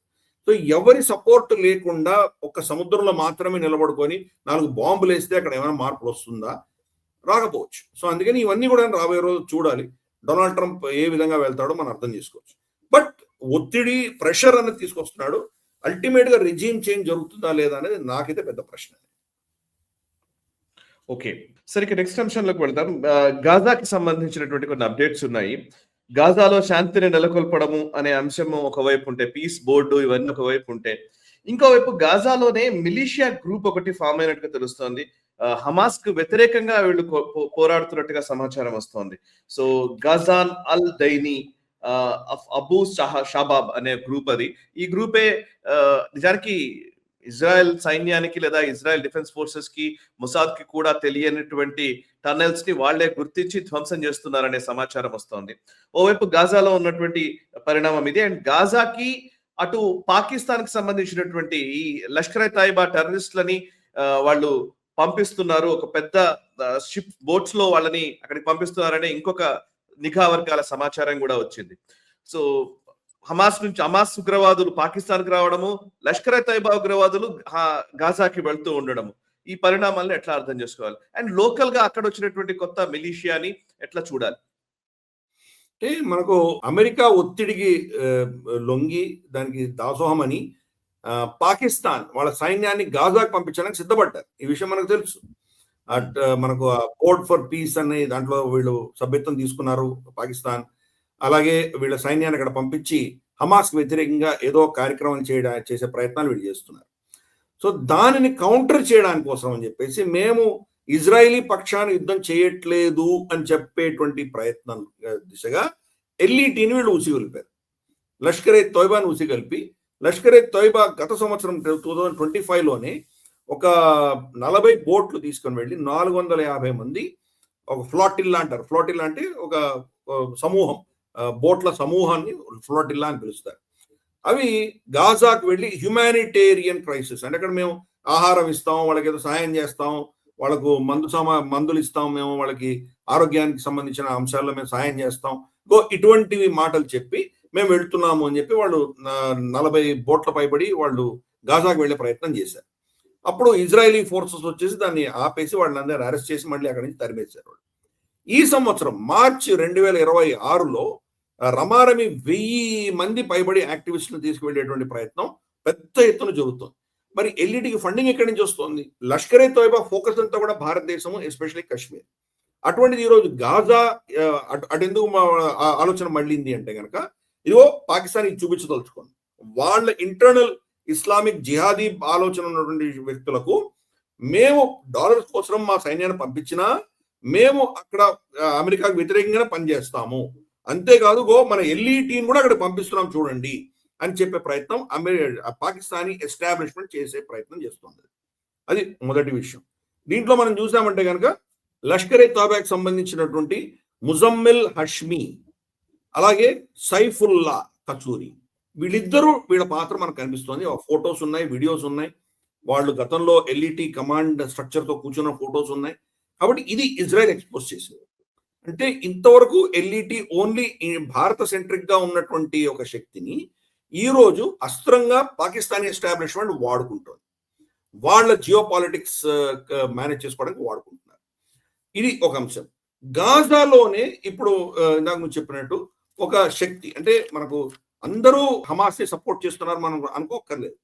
కానీ ఆ దేశంలోనే హమాస్ వల్ల నష్టపోయి హమాస్ పీడిస్తున్నటువంటి వాళ్ళు చేస్తున్నటువంటి దుశ్చర్యలకు వ్యతిరేకంగా కొన్ని మిలిషియాస్ తయారైనాయి. దాంట్లో ముఖ్యమైనటువంటి మిలిషియా ఘజన్ అల్ దైవి అని చెప్పేసి ఒక మిలిషియా అవుట్ఫిట్. ఇది అబూ షబాబ్ అన్నటువంటి మిలిషియా గ్రూప్ అనుసంధానమైనటువంటిది. వీళ్ళు హమాస్ ని టార్గెట్ చేస్తున్నారు. హమాస్ ని టార్గెట్ చేసి హమాస్ ఫైటర్స్ చంపడము, అలాగే అక్కడ వాళ్ళకు ఇజ్రాయెల్ కి ఇతరత్ర శక్తులకు తెలియనటువంటి సొరంగాలు కానీ సీక్రెట్ ప్లేసెస్ ఏమైనా ఉంటే దాన్ని వెళ్ళి ధ్వంసం చేయడము, ఇటువంటి వాళ్ళు చేస్తున్నారు. అఫ్ కోర్స్ ఇజ్రాయెల్ ఫోర్సెస్ తోటి కోఆర్డినేట్ చేస్తున్నారు.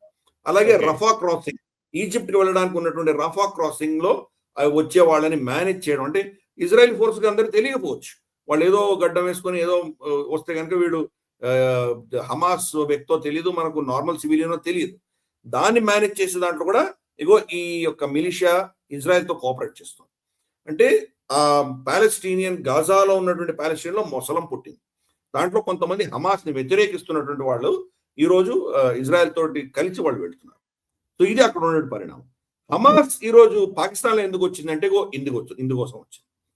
ఎల్ఈటీని వాళ్ళు అక్కడ పంపిస్తున్నారు కాబట్టి హమాస్ భారత వ్యతిరేకంగా పాకిస్తాన్ ని సపోర్ట్ చేయడానికి, పాకిస్తాన్కి కావాల్సిన వాళ్ళకు ఎలా దీన్ని ప్లాన్ చేయాలి అన్న దిశగా వాళ్లకు ఉన్నటువంటి అనుభవాన్ని పంచుకోవడానికి, పాకిస్తాన్తో కలిసి పనిచేయడానికి హమాస్ పాకిస్తాన్కి వచ్చింది. అంటే వాళ్ళ స్ట్రెంగ్త్ ఏంటి? టనల్స్ తోపారు. మొత్తం గాజా కిందంతా మన చీమల పుట్టల్లాగా మొత్తం కొన్ని 100,000 కిలోమీటర్లని తవ్విపడేశారు వాళ్ళు. టనల్స్ ఉన్నాయి. అటువంటిది పాకిస్తాన్ మన దేశం పట్ల కూడా చేయబోతోంది. మనకు పిఓజేకే కావచ్చు, లేదా మనకు పంజాబ్ కావచ్చు, లేదా జమ్మూ ప్రాంతం కావచ్చు, లేదా మనకు కాశ్మీర్ ప్రాంతం కావచ్చు, రేపు రాజస్థాన్ ప్రాంతం కావచ్చు, లేదా మనకు గుజరాత్ కచ్ ప్రాంతంలో కావచ్చు, సొరంగాలు తవ్వబోతున్నారు. ఈ యొక్క నాలెడ్జ్ అంతా కూడాను హమాస్ ఈరోజు పాకిస్తాన్కి ఇవ్వబోతుంది. సో వీళ్ళిద్దరూ కలిసికట్టుగా ఇగో ఈ ప్లానింగ్ అన్ని చేస్తున్నారు.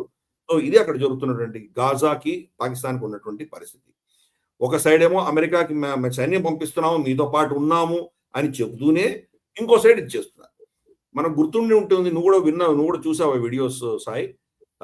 హమీద్ గుల్ అని చెప్పేసి వీళ్ళు ఐఎస్ఐ చీఫ్, గతంలో ఉన్నటువంటి చీఫ్, ఆయన ఏం చెప్పాడంటే అమెరికా పైసలతోటే మేము సోవియట్ యూనియన్ ఓడించాం, ఈ రోజు అమెరికా పైసలతోటి ఆఫ్ఘనిస్తాన్ లో అమెరికాను ఓడిస్తామన్నాడు. అదే జరిగింది కదా, అమెరికా ఫైనల్ గా అక్కడి నుంచి పారిపోయింది కదా. కరెక్ట్. కాబట్టి అదే పరిస్థితి ఇప్పుడు మళ్ళీ అమెరికా పైసలే వాడుకొని అమెరికా యొక్క అజెండా గాజాలో ఓడించే ప్రయత్నం చేస్తుంది ఐఎస్ఐ. ఇది అక్కడ జరుగుతున్నటువంటి పరిస్థితి. చాలా చాలా ఇంపార్టెంట్ అంశం సార్, ఇది చాలా పర్ఫెక్ట్ చెప్పారు. నెక్స్ట్ అంశంలోకి వెళ్తాం sir. United nations security council ఒక రిపోర్ట్ ఇచ్చింది. ఢిల్లీ టెర్రర్ అటాక్, మన దగ్గర జరిగినటువంటి టెర్రర్ అటాక్ కి జైషే మహమ్మదే కారణం అన్నట్టుగా వాళ్ళ రిపోర్ట్ ని ఇవ్వడం జరిగింది. అండ్ అందులో కూడా జైషే మహమ్మద్, మసూద్ అజర్, జమాతుల్ ముమీనత్ ఏదైతే వాళ్ళ ఉమెన్ వింగ్ గురించి మనం ఇంతకుముందు అనేక సార్లు చర్చించాము. సో దాన్ని యునైటెడ్ నేషన్స్ సెక్యూరిటీ కౌన్సిల్ కూడా ధృవీకరిస్తున్న పరిస్థితి.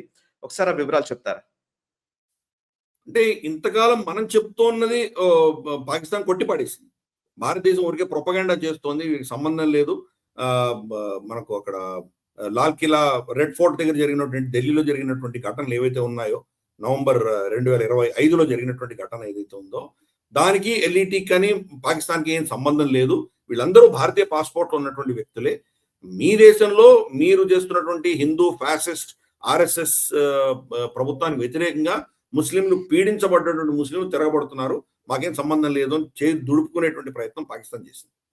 ఇప్పుడు యునైటెడ్ నేషన్స్ సెక్యూరిటీ కౌన్సిల్ వాళ్ళు అపాయింట్ చేసినటువంటి ఒక కమిటీ ఇచ్చిన నివేదిక, వాళ్ళు ఇచ్చిన రిపోర్ట్ ఏం చెప్తోంది, ఇది ఎల్ఈటీనే చేయించింది, జైషే మహమ్మద్ చేయించింది, మౌలానా మసూద్ అజర్ చేయించాడు. ఇది చాలా స్పష్టంగా వాళ్ళు ఆ రిపోర్ట్లో చెప్తున్నారు. అంటే భారతదేశం చెప్పింది ఒకటే కాదు కదా, మిగతా దేశాలన్నీ కలిసి కూర్చొని దాంట్లో ఉన్నటువంటి ఎక్స్పర్ట్స్ అందరూ మొత్తం ఉన్న ఎవిడెన్స్ అంతా ఎగ్జామిన్ చేసి వాళ్ళు ఇచ్చినటువంటి స్టేట్మెంట్. జైషే మొహమ్మద్ ప్రతీకారం తీర్చుకోవడానికే చేశాడు. అతని యొక్క మస్జిద్ మీద, అతని మద్రసా మీద మనం దాడి చేసినప్పుడు, దాడి చేసి అతని బంధువులందరినీ చంపాం కాబట్టి దానికి ప్రతీకారంగా అతను ప్లాన్ చేశాడు. అలాగే పురుషులే కాదు, మహిళలను కూడా రిక్రూట్ చేస్తున్నాడు. దాంట్లో జమాతుల్ మోమినాత్, మోమిని అంటే మోమిన్ అంటేనేమో మగవాడు, మోమినాత్ అంటే మహిళలు, జమాత్ అంటే కూటమి, జమాతుల్ మోమినాత్ అంటే మహిళల యొక్క కూటమి, ఖాతూన్ వింగ్, ఖాతూన్ అంటే కూడా మహిళ, ఖాతూన్ వింగ్, ఇటువంటివి ఆయన తయారు చేస్తున్నాడు. మహిళలు ఈరోజు కీలక పాత్ర పోషించబోతున్నారు భారతదేశానికి వ్యతిరేకంగా దాడులు చేయడానికి అని చెప్పి యునైటెడ్ నేషన్స్ సెక్యూరిటీ కౌన్సిల్ ఇచ్చింది రెజల్యూషన్, ఈ రిపోర్ట్ ఇచ్చింది. పాకిస్తాన్ యొక్క terrorist agenda United nations expose చేసింది మనం చెప్పకపోయినా. కానీ అన్ఫార్చునేట్ ఇన్సిడెంట్ ఏంటంటే అంత రిపోర్ట్ వచ్చినా కానీ కూడా ప్రపంచంలో దాని గురించి చర్చ లేదు, పాకిస్తాన్ ఎవరు ప్రశ్నించలేదు. దౌర్భాగ్య పరిస్థితి అంటే మన దేశంలో కూడా చర్చ లేదు. మన దేశంలో కూడా ప్రైమ్ టైం డిబేట్స్ మనం ఏం చూస్తున్నా కానీ కూడా యునైటెడ్ నేషన్స్ సెక్యూరిటీ కౌన్సిల్ ఇచ్చిన రెజల్యూషన్ గురించి ఎవరు మాట్లాడట్లేదు. ఎందుకు? పాకిస్తాన్ ఎక్స్పోజ్ చేయాలి కదా, ప్రపంచం చేయకపోయినా మనం చేయాలి కదా, మనం కూడా చేయట్లేదు. దీని గురించి చర్చనే లేదు, ఎవరు మాట్లాడట్లేదు. ఏదో ఒక రిపోర్ట్ వచ్చిందే మూలపడేశారు, అలాగే ఉంది. కానీ అంటే పాకిస్తాన్ ఎంత సమర్థవంతంగా మీడియాని మేనేజ్ చేస్తుందో మనం అర్థం చేసుకోవచ్చు. మనకు శక్తి ఉండొచ్చు, సైనిక శక్తి ఉండొచ్చు, బలం ఉండొచ్చు మన దగ్గర, కానీ మీడియా మేనేజ్మెంట్, నెరేటివ్ మేనేజ్మెంట్ లో పాకిస్తాన్ మనకంటే చాలా చాలా ముందర ఉన్న విషయం మనం అర్థం చేసుకోవాలి. సో ఎనీవే, వాళ్ళు ఈవెన్ ఒక థర్డ్ పార్టీ రిపోర్ట్ కూడా వాళ్ళని ఎక్స్పోజ్ చేస్తుందంటే వాళ్ళు ఎంత బ్లేటెంట్ గా వాళ్ళు దీంట్లో వాళ్ళు చేసేది వాళ్ళు చేస్తున్నారు, మేమేం చేయట్లేదు అని వాళ్ళు నిర్భయంగా, వాళ్ళు నిర్మోహమాటంగా వాళ్ళు అబద్ధాలు చెప్పుకుంటే ఎలా బతికేస్తున్నారు మనం. ఓకే సార్, ఇంకోవైపు బలూచిస్తాన్ లిబరేషన్ ఆర్మీ ఆల్రెడీ ఒక డ్రోన్ వింగ్ స్టార్ట్ చేసినట్టుగా తెలుస్తుంది. అండ్ ఇంకోటి మరొక వైపు 7 పాకిస్తాన్ ఆర్మీ పర్సనల్, వాళ్ళ ఆర్మీకి సంబంధించినటువంటి వ్యక్తులు, సైనికుల్ని పట్టుకున్నటువంటి వీడియో, వాళ్ళ కంట్రోల్లో ఉన్నటువంటి వీడియోని రిలీజ్ చేసింది బిఎల్ఏ. దీనికి సంబంధించిన వివరాలు ఏంటి? అండ్ ఖ్వాజా ఆసిఫ్ స్టేట్మెంట్ కూడా చాలా ఇంపార్టెంట్ సార్. టాయిలెట్ పేపర్ లా మమ్మల్ని వినియోగించుకున్నది పాకిస్తాన్ ని అమెరికా అని చెప్పేసి ఖ్వాజా ఆసిఫ్ వాళ్ళ డిఫెన్స్ మినిస్టర్ పార్లమెంట్ సాక్షిగా చేసినటువంటి స్టేట్మెంట్. ఈ రెండింటి గురించి వివరిస్తారా? ఖ్వాజా ఆసిఫ్ ఇంకో స్టేట్మెంట్ కూడా ఇచ్చాడు ఆయన. అదేంటంటే ఈ రోజు బలూచిస్తాన్ లో బిఎల్ఏ దగ్గర ఉన్నటువంటి అస్త్రశస్త్రాలు మా దగ్గర లేవు. బలూచిస్తాన్ చాలా పెద్ద రాష్ట్రము, దాన్ని కంట్రోల్ చేసే క్షమత మా దగ్గర లేదు, అందుకని దెబ్బలు తింటున్నామని కూడా ఒప్పుకున్నాడు ఆయన. బిఎల్ఏ ఏం చేసిందంటే మన హరోఫ్ 2 అన్నటువంటి సెకండ్ వర్షన్ హరోఫ్ అటాక్స్ అని చెప్పేసి దాన్ని ఏం చేశారంటే దాంట్లో కనీసం అంటే 15-16 ఊర్లను వాళ్ళు కబ్జా చేసుకున్న విషయం మనకు తెలుసు. దాని గురించి కూడా మనం గ్లోబల్ రౌండ్ కూడా చర్చించాం మనం. అప్పుడు 17 మంది పాకిస్తానీ సైనికులని వాళ్ళు బందీలుగా తీసుకున్నారు. చాలా మంది చంపారు, ఆల్మోస్ట్ 100 పైబడి పాకిస్తానీ సైనికులు చంపిన తర్వాత 17 మందిని బందీలుగా తీసుకున్నారు. దాంట్లో 10 మంది లోకల్ బలూచీలు అని తేలిన తర్వాత వాళ్లకు వార్నింగ్ ఇవ్వాల్సింది ఇచ్చేసి వాళ్ళని చంపదలుచుకోలేదు, వాళ్ళని వాళ్ళ ఇళ్లకు పంపించేశారు. మీరు మళ్ళీ పాకిస్తాన్ సైన్యంలో వెళ్ళకండి అని చెప్పి వాళ్ళు వార్నింగ్ ఇచ్చి వాళ్ళని 10 మందిని వదిలిపెట్టారు. మిగతా 7 మంది బలూచి ఏతర సైనికులు ఎవరైతే ఉన్నారో, సింధ్ కావచ్చు, ఖైబర్ పఖ్తూన్ఖ్వా కావచ్చు, లేదా పంజాబీలు కావచ్చు, పంజాబీలు వెళ్ళరు అక్కడికి, వీళ్ళ చేతులు దొరికితే ఏమవుతుందో వాళ్ళు తెలుసు కాబట్టి ఇగో మిగతా వాళ్ళని వాడుకుంటారు. మేబీ గిల్గిట్ బాల్టిస్తాన్ నుంచి పంపించారో మనకు తెలియదు. పంజాబీ ఒకరు ఇద్దరు ఉన్నా మనం ఆశ్చర్యపడక్కర్లేదు. కానీ ఓవరాల్ గా 7 మంది బలూచి ఏతర పాకిస్తానీ సైనికులని వాళ్ళ కబ్జాలో వాళ్ళు పెట్టుకున్నారు. వాళ్ళ వీడియోస్, ఫొటోస్ రిలీజ్ చేసింది బిఎల్ఏ. చేస్తూ దానికి ఒక వార్నింగ్ ఇచ్చారు. మేము ఆల్రెడీ వీళ్ళని మా చట్టాల ప్రకారం, బలూచి చట్టాల ప్రకారం వీళ్ళని మేము ట్రై చేశాము, దాన్ని మా కోర్ట్స్ నిర్ణయించాయి. వీళ్ళు మా ప్రజలకు వ్యతిరేకంగా పనిచేస్తున్నారు, ఫోర్స్డ్ డిసంబియరెన్సెస్ చేస్తున్నారు, మా మహిళల్ని మరణంగా చేస్తున్నారు, మా పురుషుల్ని ఎత్తుకుపోయి చంపేస్తున్నారు, కాబట్టి వీళ్ళకి మరణ దండ విధించాము అని చాలా స్పష్టంగా వాళ్ళు చెప్పారు. ఫస్ట్ చెప్పి మరణ దండని మేము 7 రోజులు ఆపుతున్నాము, 7 రోజుల లోపల వీళ్ళకి బదులుగా మా వాళ్ళని మీరు ఎవరెవరైతే అరెస్ట్ చేసి పెట్టారో వాళ్ళందరినీ రిలీజ్ చేయండి, స్వాప్ చేసుకుందాము, రిలీజ్ చేస్తే వీళ్ళని కూడా వదిలిపెడతాము. 7 రోజుల వ్యవధి దాటిన తర్వాత మీరు కనుక మా వాళ్ళని వదిలిపెట్టకపోతే వీళ్ళని ఉరి తీస్తాము అని చెప్పి ఒక స్టేట్మెంట్ ఇచ్చారు వాళ్ళు. దీని వెనకాల వాళ్ళ శక్తి ఎంత పెరిగిందో అర్థం చేసుకోవచ్చు. వాళ్ళ కోర్టులు ఉన్నాయట, మనకు అది కూడా తెలియట్లేదు, ఫస్ట్ టైం తెలుస్తుంది. బిఎల్ఏకు కోర్ట్స్ ఉన్నాయి. వీళ్ళని సైనికులను తీసుకెళ్లి కోర్టులో నిలబెట్టి వాళ్ళు ఎవిడెన్స్ తీసుకొచ్చి చర్చలు జరిగి ఆర్గ్యుమెంట్స్ అయ్యి వాళ్ళ మీద శిక్ష కూడా ఖరారు చేశారంటే వాళ్ళు ఎంత డీప్ గా ఉన్నారో అర్థం చేసుకోవచ్చు. సైమల్టేనియస్ గా 15 ఊర్లను కబ్జా చేసుకున్నారంటే వాళ్ళకి ఎంత శక్తి ఉండాలి. ఒక న్యూక్లియర్ పవర్ దేశమైనటువంటి పాకిస్తాన్ వీళ్ళని ఆపలేకపోతున్నారంటే అర్థం చేసుకోవచ్చు వీళ్ళ శక్తి ఎంత ఉన్నదో. కాబట్టి బలూచి లిబరేషన్ ఆర్మీ యొక్క శక్తి, వాళ్ళ దగ్గర ఉన్నటువంటి టెక్నాలజీ, వాళ్ళ దగ్గర ఉన్నటువంటి అమెరికన్ వెపన్స్ అన్ని కూడా ఆఫ్ఘనిస్తాన్ నుంచి వాళ్ళు తెచ్చుకున్నారు. నైట్ విజన్ గాగుల్స్ కానీ, స్నైపర్ రైఫల్స్ కానీ, వాటిల్లో ఇప్పుడు కొత్తగా చేరింది అన్మాన్డ్ ఏరియల్ వెహికల్స్ ఉంటాయో, డ్రోన్స్ అంటాము, వాటిని వాడుతున్నారు. మరి పాకిస్తాన్ మన మీద దీన్ని వేల డ్రోన్స్ మన మీద ప్రయోగించి మాకు చాలా గొప్ప వాళ్ళం, మేము టర్కీ, చైనా డ్రోన్స్ మా దగ్గర ఉన్నాయని అనుకుంటే, వాళ్ళ దేశంలోనే వాళ్ళకు వ్యతిరేకంగా బిఎల్ఏ అదే భాషలో వాళ్ళకి సమాధానం ఇస్తుంది, అదే టెక్నాలజీ వాడుకొని వాళ్ళకి సమాధానం ఇస్తుంది. కాబట్టి ఈరోజు పాకిస్తాన్ ఎక్కడికి వెళుతుంది? రమారమి రోజుకి 2-3 సైనికులు చనిపోతున్నారు అక్కడ ఆన్ యావరేజ్. సంవత్సరానికి మనం చూస్తే ఒక 700 నుంచి 800 మంది యావరేజ్ చనిపోతున్నారు. ఒక సంవత్సరం అయితే 1000 దాటిపోయారు వాళ్ళు. ఆల్మోస్ట్ యావరేజ్ ప్రతి సంవత్సరం 700 నుంచి 800-900 మంది సైనికులు చనిపోతున్నారు బలూచిస్తాన్. అంతే సంఖ్యలో ఖైబర్ పఖ్తూన్ఖ్వాలో చనిపోతున్నారు. అంటే 2000 మంది సైనికులు ప్రతి సంవత్సరం పాకిస్తాన్ కోల్పోతుంది. ఇది అక్కడ ఉన్నటువంటి పరిస్థితి. అందుకని బిఎల్ఏ శక్తి పెరిగే కొద్దీ పాకిస్తాన్ అక్కడ వాళ్ళ నెరేటివ్ అంతా కూడా సిపిఈసి కావచ్చు, లేదా అమెరికాకు అమ్మేస్తాం అనుకున్నటువంటి నెరేటివ్ కావచ్చు, అది ముందుకు వెళ్ళట్లేదు.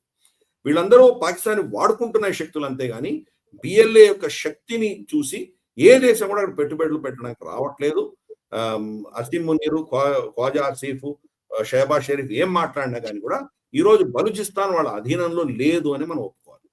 సరిక జపాన్ ప్రధానిగా ఆల్రెడీ ఎన్నికైనటువంటి వ్యక్తి నిజానికి మాట్లాడితే ఇప్పుడు మళ్ళీ ఎలక్షన్స్ నిర్వహించి ఓటర్ల ప్రజా తీర్పుతోటి ఆమె మళ్ళీ ఎన్నికయ్యారు. జపాన్ కి సంబంధించినటువంటి తొలి మహిళా ప్రధానిగా ఆమె ఎన్నికైన పరిస్థితి. సనాయి తకైచి నిజానికి చెప్పాలంటే ఒక ల్యాండ్ స్లైడ్ విక్టరీని నమోదు చేయడం జరిగింది. 316 స్థానాలు, 465 స్థానాలు ఉంటే అందులో 316 స్థానాలు గెలిచి ఒక రికార్డ్ నెలకొల్పారు. సో సనాయి తకైచికి ఉన్నటువంటి ప్రజా మద్దతును ఎలా అర్థం చేసుకోవాలి? And at same time Japan విషయంలో చైనా కుట్రలు ఏవి పని చేయలేదు అని కూడా మనం భావించాలా? అండ్ జపాన్ ఇంకొంచెం వాళ్ళు ఇండిపెండెంట్ నేషన్ గా ఈ అమెరికాతోనే మనం పనిచేయాల్సిన అవసరం లేదు, ఇంకా మనం చెప్పాలంటే సొంత నిర్ణయాలు తీసుకునే విధంగా వాళ్ళ జపాన్ ప్రభుత్వం ముందుకు సాగుతుందని మనం భావించాలి. అంటే రెండవ ప్రపంచ యుద్ధం తర్వాత ఇంతవరకు మొట్టమొదటి మహిళా ప్రధానమంత్రిగా ఆవిడ గతంలో ప్రమాణ స్వీకారం చేశారు కొన్ని నెలల క్రితం. అది అఫ్ కోర్స్ ఇంటర్నల్ గా వాళ్ళ పార్టీ ఆవిడ నిలబెట్టింది. ఎన్నికలు జరిగినప్పుడు ఈవిడ ప్రైమ్ మినిస్టర్ క్యాండిడేట్ కాదు అప్పుడు, కానీ ఆ ప్రధానమంత్రులు రిజైన్ చేశాక ఆవిడ ప్రధానమంత్రి అయింది. ఇప్పుడు ఆవిడే ఎన్నికలు నిర్వహించి ఒక స్నాప్ పోల్ తొందరగా ఎలక్షన్స్ నిర్వహించి ఆ ఎలక్షన్ లో ఘన విజయం సాధించింది ఆవిడ. రమారమి 2/3 మెజారిటీ వచ్చింది ఆవిడకి. అంత మెజారిటీ రెండవ ప్రపంచ యుద్ధం తర్వాత ఏ ప్రభుత్వానికి లేదు. మొదటిది ఏ ప్రభుత్వానికి లేదు, రెండోది మొట్టమొదటి ప్రజలచే ఎన్నుకోబడ్డటువంటి మహిళా ప్రధానమంత్రి. గతంలో ఆవిడ ప్రధానమంత్రి ఉన్నా కానీ ప్రజలచే ఎన్నుకోబడినటువంటి వ్యక్తి కాదు, పొలిటికల్ గా ఆవిడని ప్రైమ్ మినిస్టర్ చేశారు. ఈసారి ప్రజల మద్దతుతోటి వచ్చింది, అది కూడా హైయెస్ట్ మెజారిటీతో వచ్చినటువంటి వ్యక్తి. దీనికి ముఖ్య కారణం ఏంటంటే కనుక ఆవిడ చైనాకు వ్యతిరేకంగా తీసుకున్నటువంటి టఫ్ స్టాండ్ ప్రజలకు చాలా నచ్చింది. తైవాన్ మీద ఏదైనా కనుక చైనా చర్య చేస్తే మేము ఆ దాంట్లో బరిలో దిగక తప్పదు, మమ్మల్ని కాపాడుకోవడానికి, మా రక్షణ కోసం, మా దీవులు, మా టెరిటోరియల్ ఇంటగ్రిటీని మేము సెంకాకు ఐలాండ్స్ లాంటివి వీటిని మేము కాపాడుకోవడానికి మేము బరిలోకి దిగక తప్పదు అని ఆవిడ ఇచ్చిన స్టేట్మెంట్ ని వ్యతిరేకిస్తూ చైనా చాలా దురుసుగా ప్రవర్తించడము, ఆవిడ వ్యతిరేకంగా చాలా చాలా స్టేట్మెంట్స్ ఇవ్వడము, అలాగే అక్కడ టూరిజం, అక్కడి నుంచి చైనా నుంచి వెళ్ళే టూరిస్టులందరినీ ఆపేయడము, వీళ్ళ బిజినెస్ వీసాలు ఇవ్వకపోవడము, ఇన్వెస్ట్మెంట్స్ తగ్గించడము, అక్కడి నుంచి ఇంపోర్ట్స్ అన్ని ఆపేయడము, ఇటువంటి చాలా వీళ్ళ మీద కఠినమైన చర్యలు తీసుకుంది చైనా. అది తీసుకునేసరికి దేశంలో జపాన్ లో చైనాకు వ్యతిరేకంగా తకాయిచీకి సమర్థనగా మొత్తం ప్రజలందరూ నిలబడ్డారు. ఆ పాపులారిటీని ఆవిడ ఎన్కాష్ చేసుకుని ఎన్నికలు అనౌన్స్ చేసింది. నిజంగానే ఆవిడకి ఆ సపోర్ట్ వచ్చింది. అమెరికా కూడాను మనం గతంలో చూస్తున్నాం, అమెరికా క్రమేపీ వాళ్ళ అలైస్ సోకాల్డ్ మిత్రులు అన్నటువంటి దేశాలని నట్టేట ముంచిపోతున్న విషయం మనం చూస్తున్నాం. అందుకనే షింజో అబే వచ్చినప్పటి నుంచి క్రమేపీ మన శక్తి మనం పెంచుకోవాలి, ఏంటో మన రక్షణ మనమే చూసుకోవాలన్న దిశగా జపాన్ పావులు జరుపుతోంది. వాళ్ళ చట్టం ప్రకారం 1% కంటే ఎక్కువ వాళ్ళు డిఫెన్స్ మీద ఖర్చు పెట్టడానికి వీలు లేదు. ఇప్పుడు అది 2% దాటిపోయింది, అంతవరకు తీసుకొచ్చారు. ప్లస్ ఈవిడ టఫ్ స్టాండ్, చైనాకు వ్యతిరేకంగా మేము నిలబడతాము అని చెప్పడం అన్నది చిన్న విషయం కాదు. ఇదే పంథాలో మనం చూసామంటే ఒక చైనీస్ ఫిషింగ్ బోట్, వీళ్ళ ఎక్స్క్లూజివ్ ఎకనామిక్ జోన్ అంటారు. సముద్రంలో మన సార్వభౌమత్వం ఉన్నది 12-16 నాటికల్ మైల్స్ వరకు ఉంటే, దాని తర్వాత 200 కిలోమీటర్ల వరకు కూడా ఎక్స్క్లూజివ్ ఎకనామిక్ జోన్. అంటే అక్కడి నుంచి విదేశీ బోట్లు వెళ్ళొచ్చు, కానీ అక్కడ చేపలు పట్టడం కానీ, అక్కడ చమురు కానీ, అక్కడ ఏదైనా నిధులు తీసుకోవడం అని వాళ్ళు చేసే అధికారం వాళ్ళకు ఉండదు. అటువంటి ప్రాంతంలోకి చైనీస్ ఫిషింగ్ బోట్స్ వచ్చి వాళ్ళు అక్కడ ఫిషింగ్ చేస్తుంటే వీళ్ళు వార్నింగ్ ఇచ్చినా వినకపోయేసరికి జాపనీస్ వీళ్ళ నేవీ వాళ్ళని అరెస్ట్ చేసి తీసుకెళ్లారు, చైనా యొక్క బోట్లను అరెస్ట్ చేసి తీసుకెళ్లారు. అటువంటి టఫ్ స్టాండ్ ఈవిడ చేస్తుంది కాబట్టి ఆవిడ అంత పాపులర్ అయింది. ఈవిడ పాపులారిటీని చూసి సౌత్ కొరియా కూడా అలాగే ప్రవర్తిస్తుంది. సౌత్ కొరియాలో కూడా వీళ్ళు ఎక్స్క్లూజివ్ ఎకనామిక్ జోన్ లో ఈ ఏమంటారంటే మెరైన్ మిలిషియాస్ అంటారు, సముద్రంలో ఉన్నటువంటి గుండాలు, చైనా పంపిస్తున్నటువంటి గుండాలు, మేము చేపలు పడుతున్నామని చెప్పేసి మిగతా దేశాల జలాల్లోకి వెళ్ళి వాళ్ళు పట్టడం ఇవన్నీ చేస్తున్నటువంటి ఆ మిలిషియాని వీళ్ళు వార్నింగ్ ఇచ్చినా వినకుండా వీళ్ళ ప్రాంతాల్లో వస్తున్నటువంటి షిప్, ఒక బోట్ ని పేల్చేసింది సౌత్ కొరియా. ఈ రోజు అమెరికాను పక్కన పెట్టి జపాన్, సౌత్ కొరియా ఇద్దరు కూడాను చైనాకు వ్యతిరేకంగా ధీటుగా యాక్షన్స్ తీసుకుంటున్నారు. గతంలో భయపడేవాళ్ళు, చైనా ఏం చేస్తుందని భయపడేవాళ్ళు. ఈ రోజు చైనా శక్తి ఏంటో చూశారు. నికోలస్ మోడోని ఎత్తుకుపోతే వాళ్ళు ఏం చేయలేకపోయారు. ఈ రోజు చైనాకు వ్యతిరేకంగా ఎన్ని ప్రాంతాల్లో అమెరికా ఏమేమి స్టెప్స్ తీసుకుంటుందో దానికి చైనా డిఫెండ్ చేసుకోలేకపోతుందని అర్థమైంది వాళ్ళకి. కాబట్టి శక్తి బలవంతుడు, శక్తి ప్రదర్శన చూపించేవాడు అంటేనే వీడు గౌరవిస్తాడు అని తెలుసుకుని జపాన్, సౌత్ కొరియా ఇద్దరు కూడాను అమెరికాని పక్కన పెట్టి వాళ్ళ రక్షణ కోసం వాళ్ళు ప్రయత్నాలు చేస్తున్నారు. అదే పంథాలో జపాన్, ఇండోనేషియా, భారతదేశం ముగ్గురు కూడా నేవల్ ఎక్సర్సైజ్ చేస్తున్నారు. అంటే అమెరికాని కంప్లీట్ గా పక్కన పెట్టేసి ప్రత్యామ్నాయాలు చూసుకుంటున్నాయి ఆ ప్రాంతాలన్నీ కూడా. దాంట్లో భారతదేశం కీలకం కాబోతుంది. సో ఇది అక్కడ జరుగుతున్నటువంటి పరిణామాలు. అందుకనే ఆవిడ అంత పాపులర్ అయింది, అంత అద్భుతమైన ఘన విజయం సాధించగలిగింది.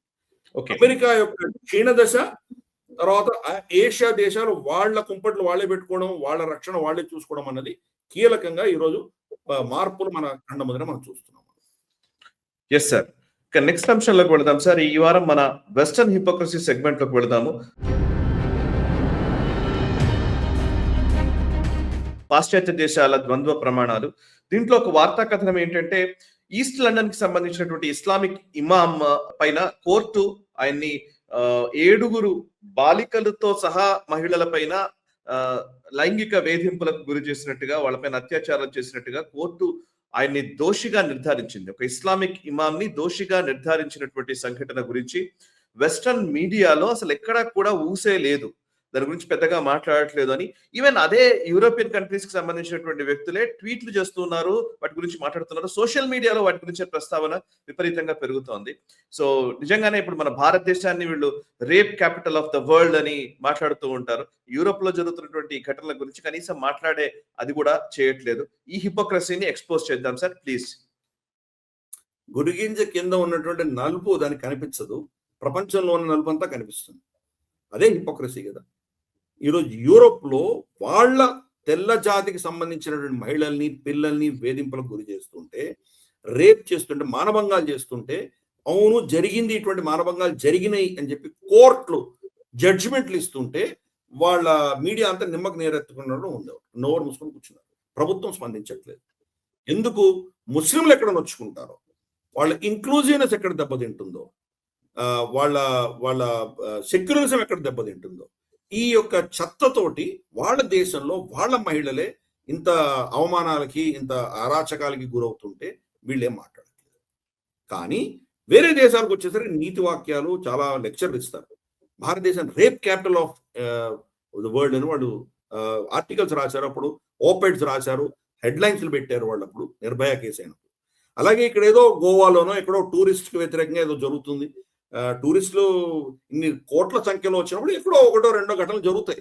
ఆ ఘటనలు భారతీయులు కూడా జరగచ్చు. కానీ అదే పనిగా వీళ్ళు ఫారినర్ కాబట్టే చేశారు అన్నట్టు విషయాలు ఉండకపోవచ్చు. అజ్మేర్లో కొన్ని ఘటనలు జరిగాయి, గోవాలో కొన్ని ఘటనలు జరిగినాయి. వాటిని పెద్ద ఎత్తున చూపించి భారతదేశం సురక్షితం కాదు, మహిళలకు చాలా దారుణమైన ప్రాంతం అంటూ పేజీలు వీళ్ళ జర్నలిజం అంతా చూపిస్తారే. మరి ఈ రోజు వాళ్ళ దేశంలో కోర్టు ఈ శిక్ష ఖరారు చేసి వీళ్ళు దోషులు అని నిర్ణయించిన తర్వాత మీరెందుకు దాని గురించి ఏం కవరేజ్ కూడా ఇవ్వట్లేదు? ఇంతకంటే హిపోక్రసీ ఏం కావాలి మనకి? కాబట్టి యూరోపియన్ హిపోక్రసీకి అవధులు లేవు. మనం చాలాసార్లు చెప్తుంటాము, హిపోక్రసీ రౌండపే మనం చేయొచ్చు. వీళ్ళ ప్రతి అంశంలో కూడా హిపోక్రసీ. మిగతా దేశాలకు వీళ్ళు ఇచ్చేటువంటి నీతి వాక్యాలు వాళ్ళకు వర్తించవు. మిగతా దేశాలు ఏ రూల్స్ పాటించాలి అని వీళ్ళు చెప్తారో ఆ రూల్స్ వాళ్ళకు వర్తించవు. వాళ్ళు ఏం నిర్ణయిస్తే అదే రూలు, ఈరోజు చెప్పిన రూల్ రేపు అదే రూల్ వాళ్ళకు వర్తించకపోవచ్చు. కాబట్టి అబ్సల్యూట్ హిపోక్రసీ. వెస్ట్రన్ ప్రపంచం అంతా కూడాను వాళ్ళకి శక్తి ఉంది అని చెప్పేసి వాళ్ళు ఈ హిపోక్రసీ అనేది చిన్న చిన్న దేశాలు, శక్తి లేనటువంటి దేశాల మీద వాళ్ళు ప్రయోగాలు చేస్తుంటారు. కాబట్టి దీనిని ఎక్స్పోజ్ చేయవలసిన బాధ్యత మనకు ఉంది అని చెప్పి మనం సెక్షన్ పెట్టాము. మన ప్రేక్షకులు తప్పకుండా ఈ మన సిరీస్ చూసిన వాళ్ళందరికీ అర్థమవుతుంది, మన దేశం మీద వీళ్ళు ఇచ్చేటువంటి ఈ మారల్ లెక్చర్స్ అన్ని కూడాను వాళ్ళకు వర్తించవు. కాబట్టి దాన్ని అక్కడి నుంచి ఏదో మన మీద, భారత ప్రభుత్వం మీదో, ఆర్ఎస్ఎస్ మీదో, హిందువుల మీదో, మన దేశ సంస్కృతి మీదో, మన దేశ పౌరుల మీదో ఏదో వాళ్ళు స్టేట్మెంట్ ఇస్తే కనుక దాన్ని ఏదో ఖురాన్, బైబుల్, గీతా కింద వాళ్ళు చాలా పెద్ద స్టేట్మెంట్ కి మీరు యాక్సెప్ట్ చేయకండి. వాళ్ళ హిపోక్రసీ ఏంటో మీరు అర్థం చేసుకోండి. Yes sir. ఇక collapse of the western society segment లోకి వెళ్దాం. సేమ్ అదే మళ్ళీ యూకే గురించి మనం మాట్లాడాలి. యూకే గవర్నమెంట్ 2,50,000 పైచిలుకు కేసులు గ్రూమింగ్ గ్యాంగ్స్ కి సంబంధించి నమోదయ్యాయి. చిన్నపిల్లల పైన ఎట్లా అత్యాచారాలు చేశారు, అక్కడ జరిగినటువంటి గ్రూమింగ్ గ్యాంగ్స్ పేరిట జరిగినటువంటి అమానుషమైనటువంటి ఘటనలు, పైశాచికత్వానికి సంబంధించిన అంశాలు అనేకం అక్కడ నమోదయ్యాయి. వేటిని కూడా వాటిపైన నిజంగా ఇన్వెస్టిగేషన్ జరగాల వద్దా అనే చర్చ విపరీతంగా అక్కడ నడుస్తోంది. యూకే పార్లమెంట్ లో ఓటింగ్ జరిగితే 340 మందికి పైగా 364 మంది ఇన్వెస్టిగేషన్ అక్కర్లేదు అని ఓట్ చేశారు. 111 మంది ఇన్వెస్టిగేషన్ కావాలని ఓట్ చేశారు. అంటే మెజారిటీ ఓట్లు అక్కడ విచారణ జరగకూడదు ఈ గ్రూమింగ్ గ్యాంగ్స్ గురించి అని చేసినటువంటి పరిస్థితి. సో ఫస్ట్ పార్లమెంట్ లోనే ఇది విచారణ జరగకూడదు అంటున్నారు. అండ్ అంతేకాదు 2,50,000 పైచిలుకు కేసుల్ని, వాటికి సంబంధించిన ఫైల్స్ అన్నిటినీ కూడా డిస్ట్రాయ్ చేయాలని అక్కడి ప్రభుత్వం నిర్ణయించింది. అసలు ఇదైతే నిజంగా అసలు అర్థం కాని విషయమే. అట్లీస్ట్ మీరు విచారణ జరగకపోయినా ఫైల్స్ ని ధ్వంసం చేయడం అనే పాట కూడా ఎప్పుడు జరగదు.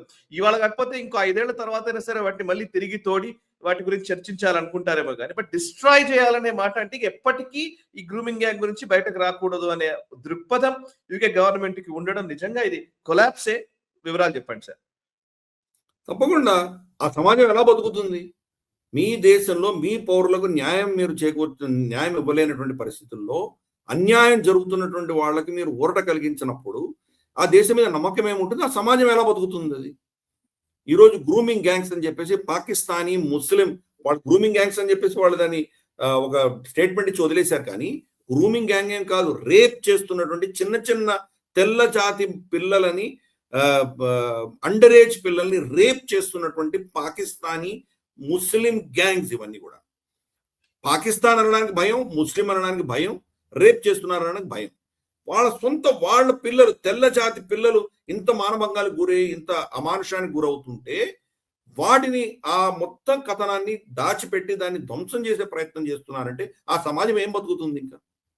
అలాగే పార్లమెంటులో వీళ్ళ మీద పారదర్శకంగా ఇన్వెస్టిగేట్ చేయాలి అని ఒక బిల్లు ప్రవేశపెడితే 364 మంది దానికి వ్యతిరేకంగా ఓటేశారు. ఇన్వెస్టిగేషన్ చేయకూడదు అంటున్నారు. ఎందుకు? Vote bank. మీ ఓటు బ్యాంకు, మీ చెత్త ఈ యొక్క కుళ్ళు ఆలోచన ఏదైతే ఉందో, ఈ సోకాల్డ్ ఇంక్లూజివ్నెస్ పేరిట సమాజానికి మానవాళికి వ్యతిరేకంగా ప్రవర్తిస్తున్న వాళ్ళని మనం అపేక్షించి వాళ్ళని ఏమి చేయకూడదు అన్నటువంటి మీ ఒక తప్పుడు కథనం వల్ల ఈరోజు ఆ దేశంలో మహిళలకి రక్షణ లేదు. చిన్న చిన్న పిల్లలు వాళ్ళ పరిస్థితి ఏంటో అంత దుర్భరమైన పరిస్థితి. 2,50,000 పైచులకు ఇటువంటి కేసులన్నీ కూడా దేశవ్యాప్తంగా నమోదయ్యి కొన్ని దశకాలుగా ఇటువంటి అరాచకం జరుగుతుంటే దాని మీద ఇన్వెస్టిగేషన్ కూడా మేము చేయము అంటే దాని అర్థం ఏంటి? మరి ఆ సమాజం ఎలా బతుకుతుంది? మన దేశంలో కూడా చూస్తున్నాం కదా, సందేశ్ ఖాళీలో మహిళల్ని వాళ్ళు రోజు వచ్చి భర్తల ముందర పిల్లల ముందర వాళ్ళు రేప్ చేసి వెళ్ళిపోతుంటే వాళ్ళ మీద ఎఫ్ఐఆర్లు కూడా ఫైల్ చేయలేనటువంటి ఒక ప్రభుత్వం మమతా బెనర్జీ ప్రభుత్వం. యూకేలో ఏం జరుగుతుంది, ఇక్కడ కూడా ఆవిడ అదే చేసింది కదా. ఎఫ్ఐఆర్ ఫైల్ చేసినటువంటి వాళ్ళని కూడా ఒత్తిడి తీసుకొచ్చి వాళ్ళని బెదిరించి ఎఫ్ఐఆర్లు విత్డ్రా చేయించారు. ఇంతకాలం మానభంగానికి గురైనటువంటి మహిళలు వాళ్ళ పరిస్థితి ఎలా ఉంటుంది? ఫోర్స్ చేసి ఈవిడ ఒక స్త్రీ అయి ఉండి మహిళల్ని అక్కడి నుంచి వాళ్ళ ఎఫ్ఐఆర్లను విత్డ్రా చేయించే దిశగా వాళ్ళ మీద ఒత్తిడి తీసుకొచ్చిందంటే మరి ఆ సమాజం ఎలా బతుకుతుంది? అది ఓట్ల కోసం ఏమైనా చేస్తారా? అక్కడ జరుగుతుంది, ఇక్కడ కూడా జరుగుతుంది. అందుకని మనం ఈ కొలాప్స్ సెక్షన్ లో పాశ్చాత్య దేశాల్లో ఎలా కొలాప్స్ అవుతుందో అటువంటి రిఫ్లెక్షన్స్ మన దేశంలో కూడా మనం చూస్తున్నాం. ఎన్నో ప్రాంతాల్లో ఈ తుష్టీకరణ రాజకీయాలు, ఈ మైనారిటీ రాజకీయాల వల్ల సమాజం ఎలా క్షీణిస్తోంది, ప్రజలు ఎలా ఇబ్బంది పడుతున్నారు, ఎస్పెషల్లీ మహిళలు ఎటువంటి అరాచకాలకు గురవుతున్నారు, ఇవన్నీ కూడాను ఆ సమాజం కంప్లీట్ గా పతనం చెందడానికి పునాదుల కింద మనం భావించాలి. వెస్టర్న్ సొసైటీ కొలాప్స్ అవుతుంది మన కళ్ళ ఎదురుగా. అదే పంథాలో మన దేశంలో కూడా ఇవి చేస్తున్నారు. కాబట్టి ఇవన్నీ కూడాను మన ప్రజలు తెలుసుకోవాలి. ఇటువంటి తుష్టీకరణ రాజకీయాలకు అతీతంగా మన సంస్కృతి, మన దేశము చాలా ముఖ్యము. వాళ్ళ దేశము, వాళ్ళ సంస్కృతి వాళ్ళకు అది కూడా ముఖ్యం. దాన్ని విస్మరిస్తే ఆ సమాజము కొలాప్స్ అవుతుంది, దాన్ని విస్మరిస్తే మన సమాజం కూడా కొలాప్స్ అవుతుంది. అందుకనే మనం ప్రజలకు అందరికీ కూడా ప్రతి ఎపిసోడ్ లో కూడా చెప్పేటువంటి స్టేట్మెంట్ తస్మాత్ జాగ్రత్త. ఎస్ సార్, నిజంగా మీరు చెప్పినట్టుగా జాగ్రత్త వహించాల్సిందే. సో ఇది వోక్ కల్చర్ గురించి మనం మాట్లాడుతున్నాము. ఢిల్లీలో అట్లాంటి వేడుకలు కూడా మొన్న మధ్యన చూసాము. సో అనేక రకాలుగా అంటే ఇవన్నీ జరుగుతూ ఉన్నాయి. వాటిని మనం ముందుగా అర్థం చేసుకొని మనం అప్రమత్తం అవ్వాల్సిన సందర్భం అయితే వచ్చింది. భారతదేశానికి సంబంధించిన యువతరం ఖచ్చితంగా వీటన్నింటినీ అర్థం చేసుకోవాలి. Right sir, thank you very much Giridhar గారు. చాలా ఆనందంగా ఉంది. యాక్చువల్లీ మీరు వివరిస్తున్న కొద్దీ ఇంకా వినాలనిపిస్తుంది. కాకపోతే మాకు టైం అనేది ఒకటి ఉంటుంది కాబట్టి మనం ఖచ్చితంగా దాన్ని కట్ చేయాల్సి వస్తుంది. But yes, thank you very much sir, thank you very much. So ఇది ఈ వారం గ్లోబల్ రౌండప్. వచ్చే వారం గ్లోబల్ రౌండప్ లో మళ్ళీ కలుద్దాము. అంతర్జాతీయ పరిణామాల్ని భారతీయ దృక్కోణంలో తెలుగులో సరళమైన భాషలో ఈజీగా అందరికీ అర్థమయ్యే విధంగా అందిస్తున్నటువంటి చర్చా కార్యక్రమం గ్లోబల్ రౌండప్. మీకు నచ్చితే వెంటనే లైక్ చేయండి, 10 మందికి షేర్ చేయండి, కమెంట్స్ ద్వారా మీ అభిప్రాయాలు మాతో పంచుకోండి. మనసా వాచా కర్మణ, దేశహితం కోసం నేషనలిస్ట్. ఈ వీడియో మీకు నచ్చినట్టయితే లైక్ చేయండి, 10 మందికి షేర్ చేయండి, అలాగే కామెంట్ల రూపంలో మీ అభిప్రాయాలను మాతో పంచుకోండి. Nationalist hub group of channels ను సబ్స్క్రైబ్ చేసుకుని తెలుగునాట జాతీయవాద జర్నలిజాన్ని ప్రోత్సహించండి. ఈ వీడియో కింద ఉన్న బెల్ ఐకాన్ పై క్లిక్ చేయడం మర్చిపోవద్దు.